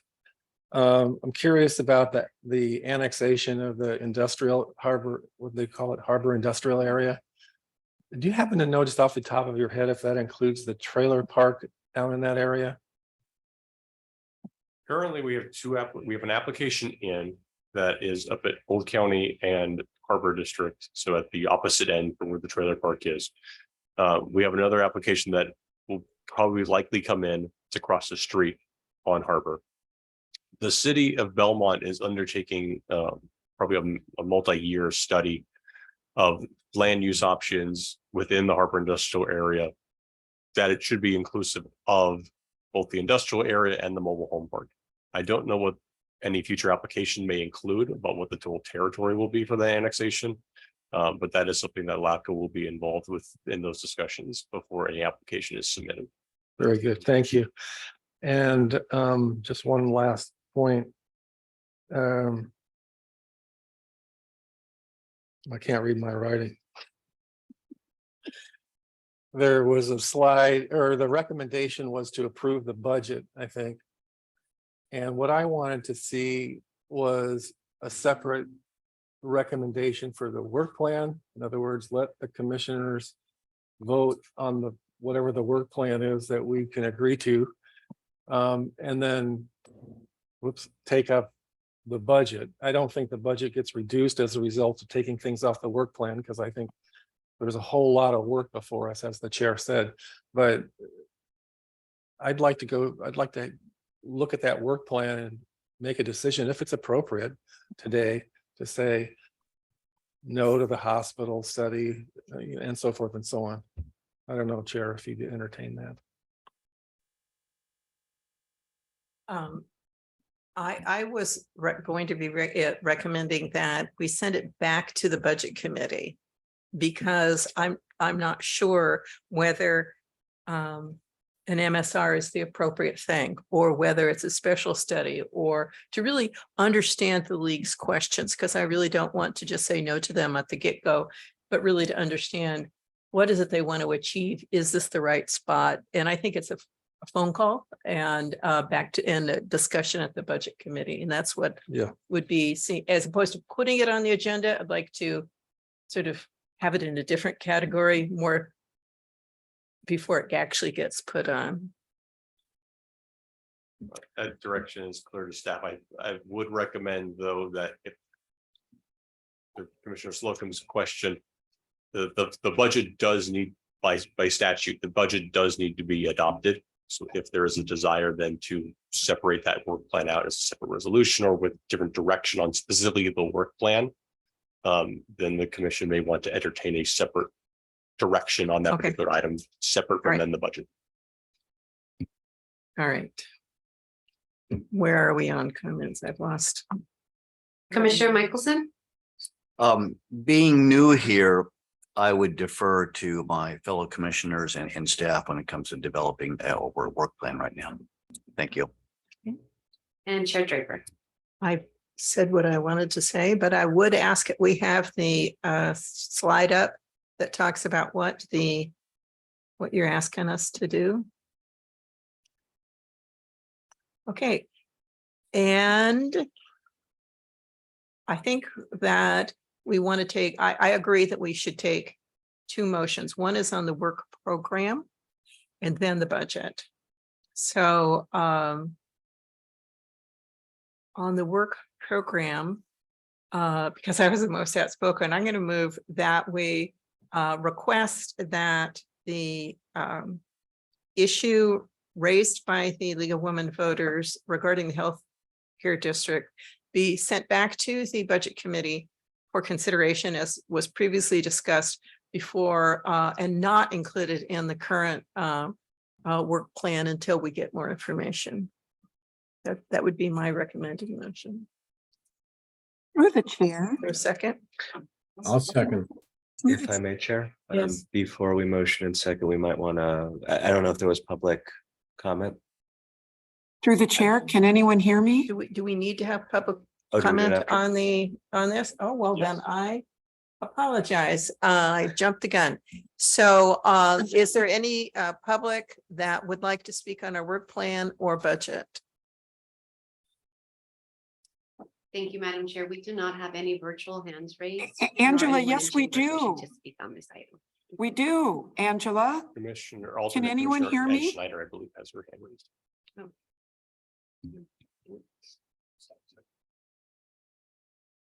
can anyone hear me?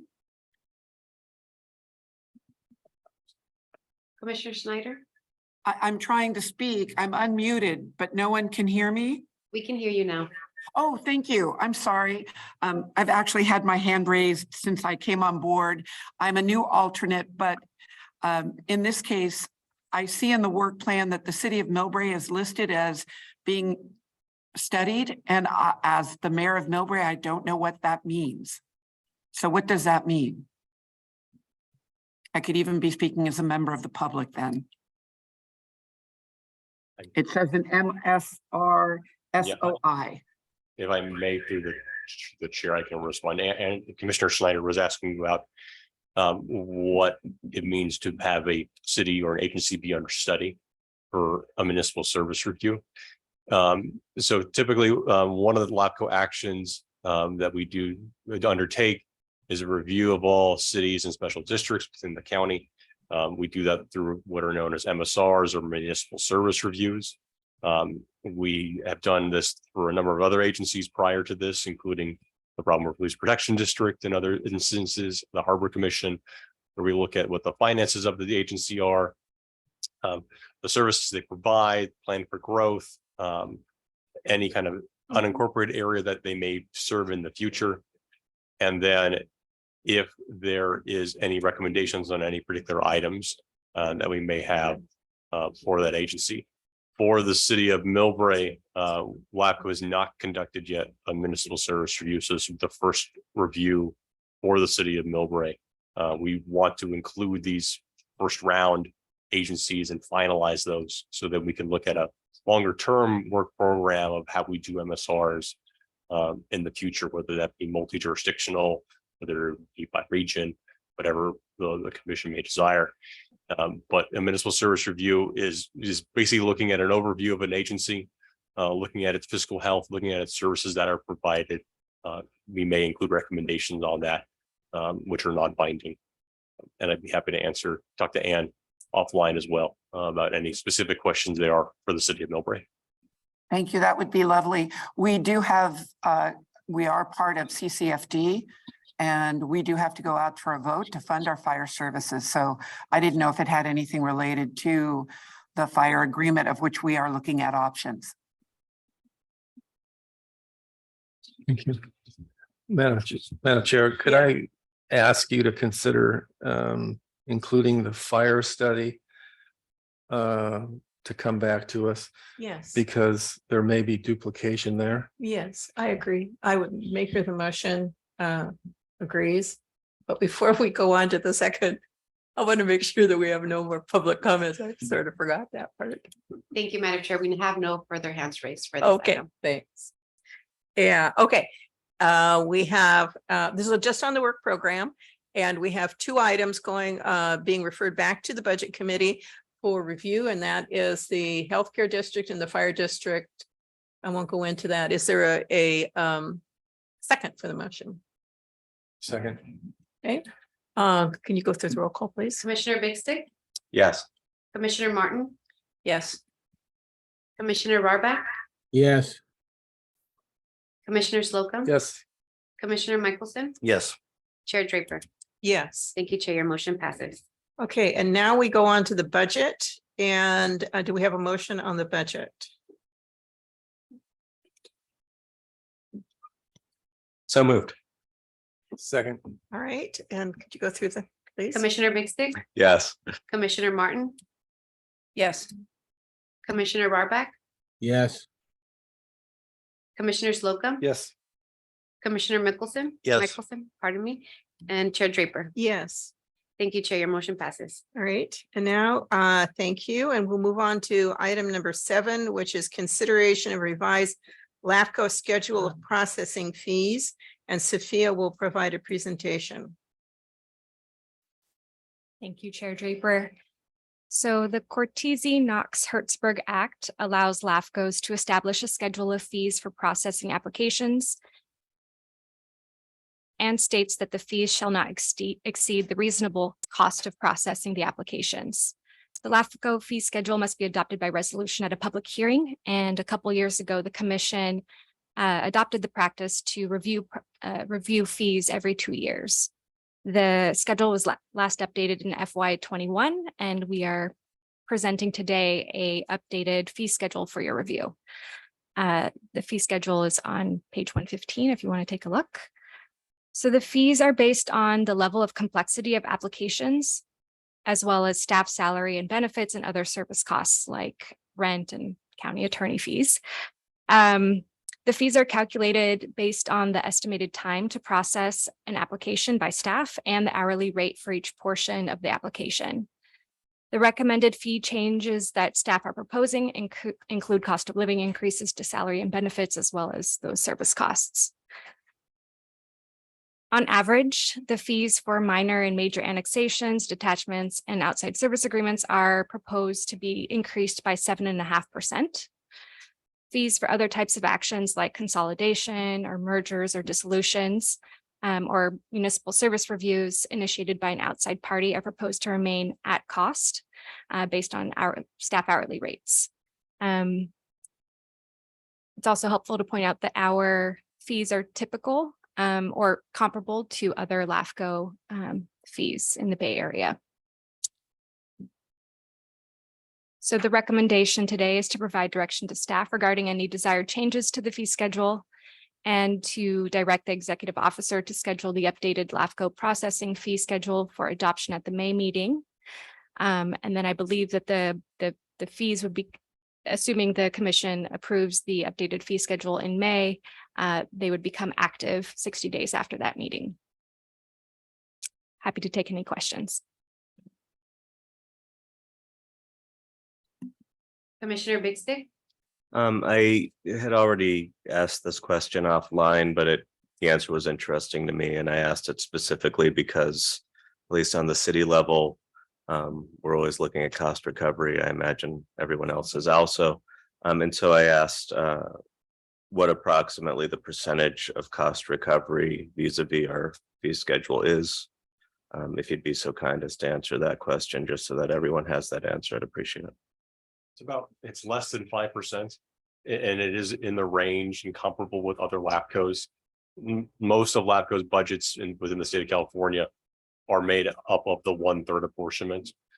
We do not really receive one-to-one recovery on those fees, nor do any LAFCOs really.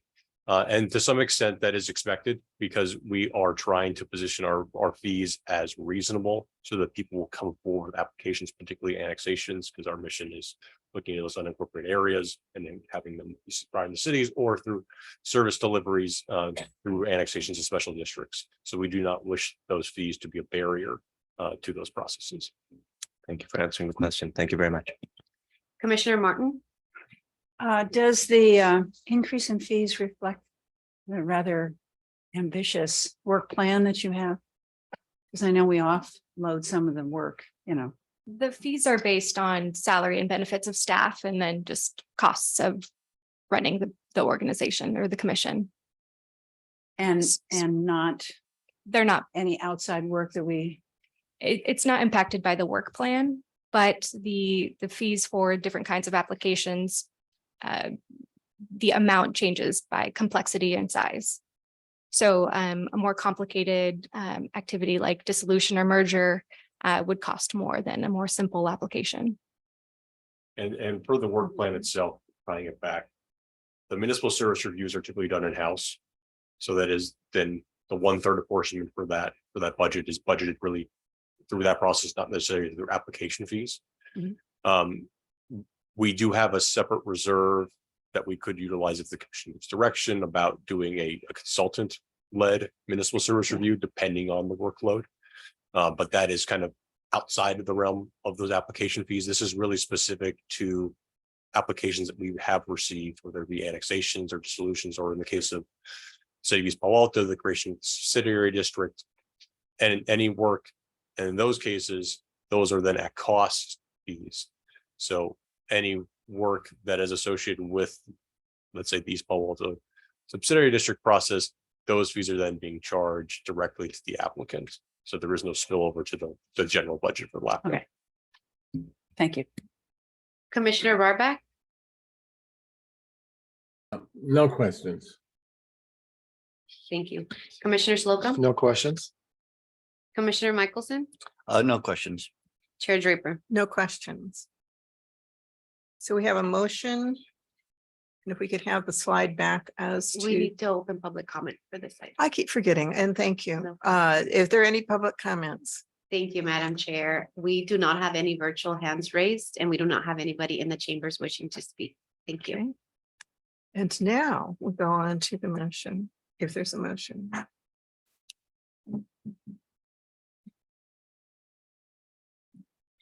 Move, Madam Chair, to approve the revised LAFCO schedule of processing fees. Second. Commissioner Big Stick, Yes. Commissioner Martin, Yes. Commissioner Barback, Yes, Commissioner Barback, yes, Commissioner Slocum, Yes. Commissioner Michelson, Yes. Chair Draper. Yes, Thank you, Chair. Your motion passes. thank you. And now we move on to item 8, which is the approval of draft audit prepared by O'Connor and Company of the San Mateo County Agency Formation Commission's financial statements for the fiscal year ending June 30th, 2021. Rob? Thank you, Chair. So as part of the contract for personnel, office space, and services with the County of San Mateo, the commission's fund are held in the county treasury and included in the county budget system. For fiscal year beginning in July 1, 2018, the commission's budget was moved out of the county's general fund and to a separate trust fund shown in the county's budget for information only, with this consistent of being an independent commission. When the commission's budget was moved as out of the general fund, though, the county's annual audit no longer covered LAFCo's budget. So that required us to then engage with an outside auditor to conduct an independent audit review. So O'Connor and Company, formerly RJ Ricciardi Inc., has completed the 3rd outside audit for San Mateo LAFCo covering fiscal years 20 to 2021. O'Connor and Company has identified no deficiencies in internal controls, nor any instances of non-compliance. The audit did not find any problems with LAFCo's financial statements. And financial transactions are reviewed from both San Mateo County Planning and Building staff, San Mateo County Controller's Office, and then ultimately by the San Mateo County County Executive Office Budget Office as well. So there is a number of reviews that occur in the budgeting process and in the invoice paying process. So the audit itself is attached. If there's any questions on the references there, I'd be happy to answer them. And there is a recommendation then to adopt the draft audit prepared by O'Connor and Company for fiscal year ending June 30th, 2021. Are there questions? And if you go through, Commissioner Big Stick, No questions. Commissioner Martin, I'm afraid I'm gonna put egg on my face right now. How come we're doing 21 and not 22? Why are we a year behind? So that is one of the things that we are trying to catch up on. Okay. Is our audit. No way. We had it took us a while with our first audit. Because there was a lot of information that had to get pulled out of two budget systems, basically, from when we moved out of the trust fund. We then, in the next fiscal year, we then also had some other difficulties because we had two separate accounts that we then had to reconcile. So we are trying to then be more expeditious about our recurring and catch up to our audits. But that is something that we'll also maybe bringing up to the budget committee, is about what the audit cycle should look like. Is it an annual basis? Is it 2 years typical of what it may look? But we are trying to catch up and complete those audits. Commissioner Rohrbach, Yes. this is if you have any questions on this Oh. item. No questions. Commissioner Slocum, No questions. Commissioner Michelson, No questions. Chair Draper. no questions.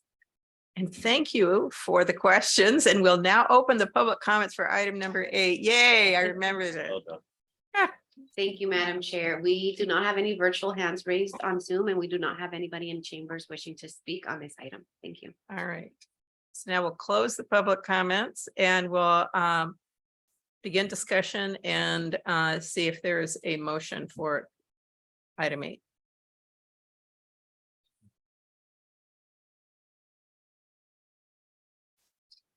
Any commission?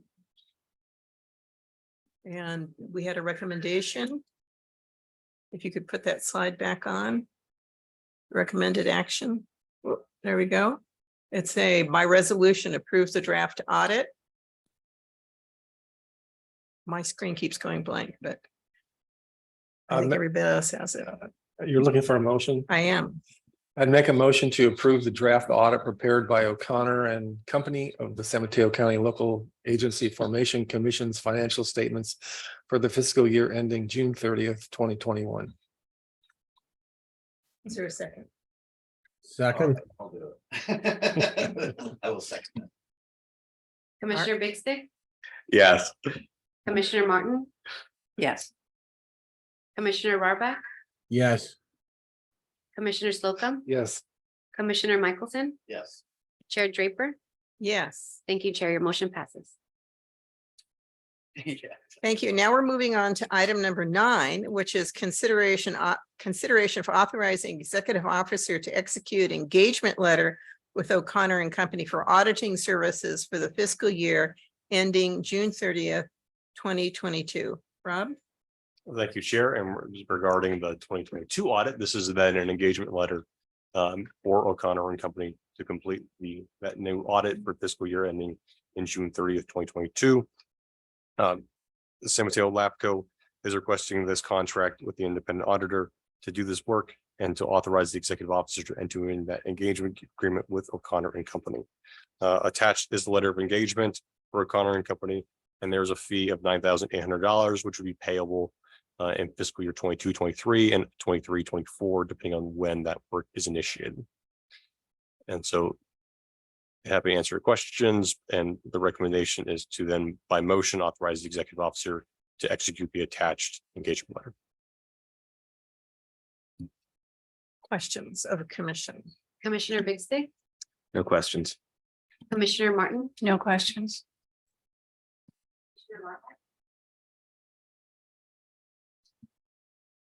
Commissioner Rohrbach, No questions.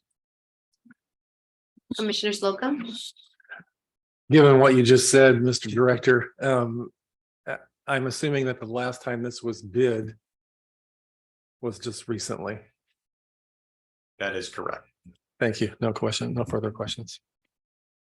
Commissioner Michelson, No questions. Chair Draper. No questions. We'll now open the public comment for item 9. Thank you, Madam Chair. We do not have any virtual hands raised from anybody on Zoom, and we do not have anybody in chambers wishing to speak on this item.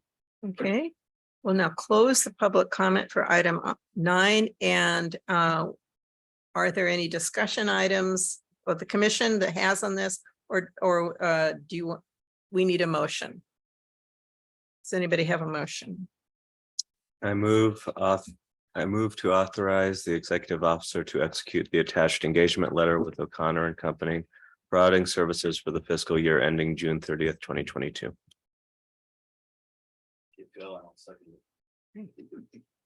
Commissioner Big Stick, Yes. Commissioner Martin. Yes. Commissioner Barback, Yes, Commissioner Slocum, Yes. Commissioner Michelson, Yes.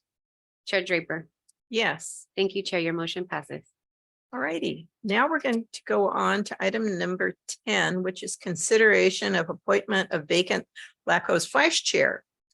And Rob will make a presentation and then we'll consider the appointment. Thank you, Chair.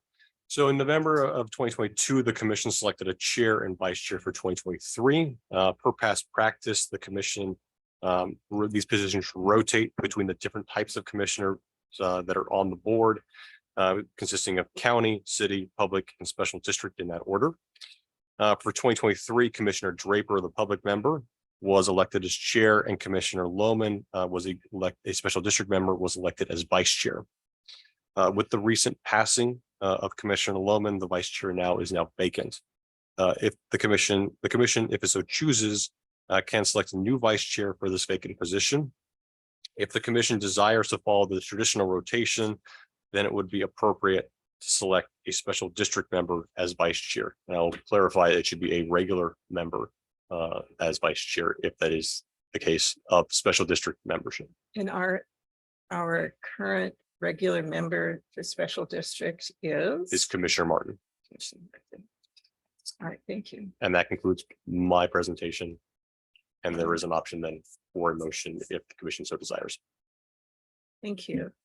And I asked Commissioner Martin before the meeting if she'd be okay with being the vice chair, and she said, yeah. So I just wanted to share that with my fellow commissioners, that she would. So I'd like to put in motion that we appoint Commissioner Martin as the vice chair. Is there a second? Sure. second. Enthusiastic. And we do need to open public comment for this item as well. Good, let's do it. Thank you, Madam Chair. We do not have any virtual hands raised for item 10, and we do not have anybody in chambers wishing to speak on this item. Thank you. Okay. And so now we can, we have had a motion and a second, and could you run through the roll, please? Commissioner Big Stick, Yes. Commissioner Martin, Yes. Commissioner Barback, Yes, Commissioner Slocum. Yes. Commissioner Michelson, Yes. Chair Draper. Yes. Thank you, Chair. Your motion passes. Yay, and congratulations. All right, item 11. We now move on to item 11, which is the Legislative Policy Committee, legislative for information only. Thank you, Chair. LAFCo is currently tracking 17 bills, 6 of which are spot bills. The legislation that might be of interest to the commission include AB 930, which would authorize the legislative bodies of 2 or more local governments to jointly form a reinvestment in infrastructure for a sustainable and equitable California district, otherwise known as a RISE district. The legislation states that a RISE district is focused on funding the planning, acquisition, and construction of housing, infill supportive infrastructure, or other related projects. The district would be authorized to use various sources of funding, including property tax and local sales tax. And it would provide for the bill would provide for the establishment of a governing board of the RISE district with representatives of each participating local government. This bill is similar to SB 852, which passed last year regarding the formation of climate resilience districts to address climate change and its impacts. Also a funding district and not part within the LAFCo process. LAFCo is watching this bill, and if there are any updates, we will update the commission. Two other bills that we thought might be of interest are related to the Brown Act and public meetings. SB 411 would permanently add back provisions of the Brown Act that had been temporarily enacted during the COVID-19 pandemic to allow legislative bodies to use alternate teleconferencing provisions similar to the emergency provisions indefinitely and without regard to a state of emergency. AB 557, which is sponsored by the California Special District Association, doesn't go as far, but would extend teleconferencing provisions when a declared state of emergency is in effect or in other situations related to public health indefinitely.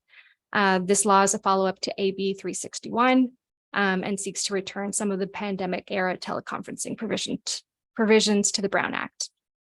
LAFCo's stance on both of these bills is neutral. The legislative packet is in your agenda, page 161. If you have any questions, happy to answer them. Okay, questions of the commission? Commissioner Big Stick. Well, since you ask, just SB 537, I take it that is similar to SB 411, except instead of having substance, it's merely a placeholder. Is that, am I reading that approximately correctly?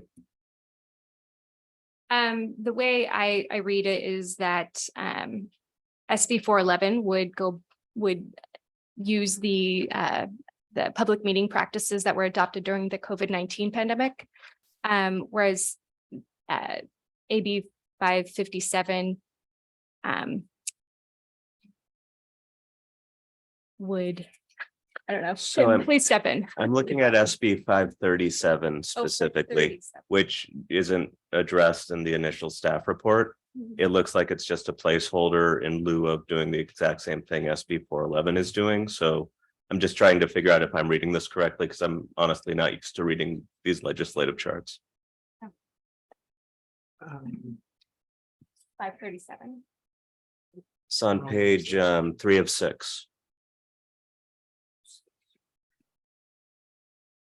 At the top of the page. Yes, it's a spot holder. Yeah, I think you've read the situation. Yes. And there's quite a few of those that LAFCo watches. Typically what ends up happening is that someone uses a spot bill and mentions Cortese Knox or local government or reorganization, and it gets on the LAFCo watch list because it may or may not turn into something that affects LAFCo, but we certainly keep the track of it.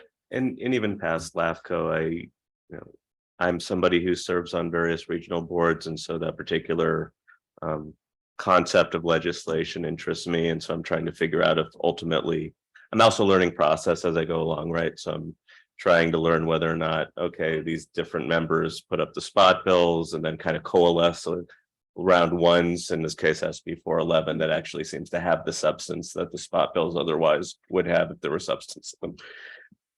And the spot bills can really change. It is really that language of, you've introduced a bill for the legislative purposes, the process to have something that's there, and it can turn into a different vehicle for something completely else. That legislation, that we have seen that many times. Very interesting. Thank you. Commissioner Martin. Commissioner Rohrbach, No questions. Commissioner Slocum. Of course. Thank you. I'm curious, for those of us that serve on a large number of boards and commissions, why would LAFCO want to be neutral on this? Why wouldn't we have a position of watch or tentative support or whatever the lingo is? But I'm curious about why your position is what it is. Yeah, we could speculate to why LAFCO is not taking a position on that. I think to a large extent, it's probably early in the legislative process, and maybe Tim can opine more about this, that they may be waiting to hear what impacts are, what costs may come from this. That always is something that concerns districts and agencies about, if there are any costs that are now being formed by those agencies, but maybe Tim has some more information or applying a little bit more. I don't think I have more information, but I could also speculate that Cal LAFCo might be concerned that more freedom on the part of the agencies that LAFCOs tend to oversee could abuse the opportunity to hold meetings in a less than transparent fashion. I think that the jury's out on whether or not all online meetings are a net benefit or a net detriment to that kind of transparency. But what we're hearing from some folks in Sacramento is that there are some legislators who are definitely convinced by civil rights groups that that straight traditional Brown Act compliance is really the gold standard for transparency, and that any alternative to in-person meeting is not as transparent. While I think locally our experience of that has been different because we have been so successful in holding online meetings that are accessible to the public. But statewide, I think there's a bit of division about whether or not online meetings are a great ideal practice. Yeah, thank you. And I apologize. I thought it was our commission's legislative position, and it turns out it's Cal LAFCO's position. Correct. If we do take positions on legislation, that usually will go to the legislative committee. We'll take a formal position, and then that will typically follow up with a letter that we either bring to the full commission or at least inform the commission on, depending on the timing of that.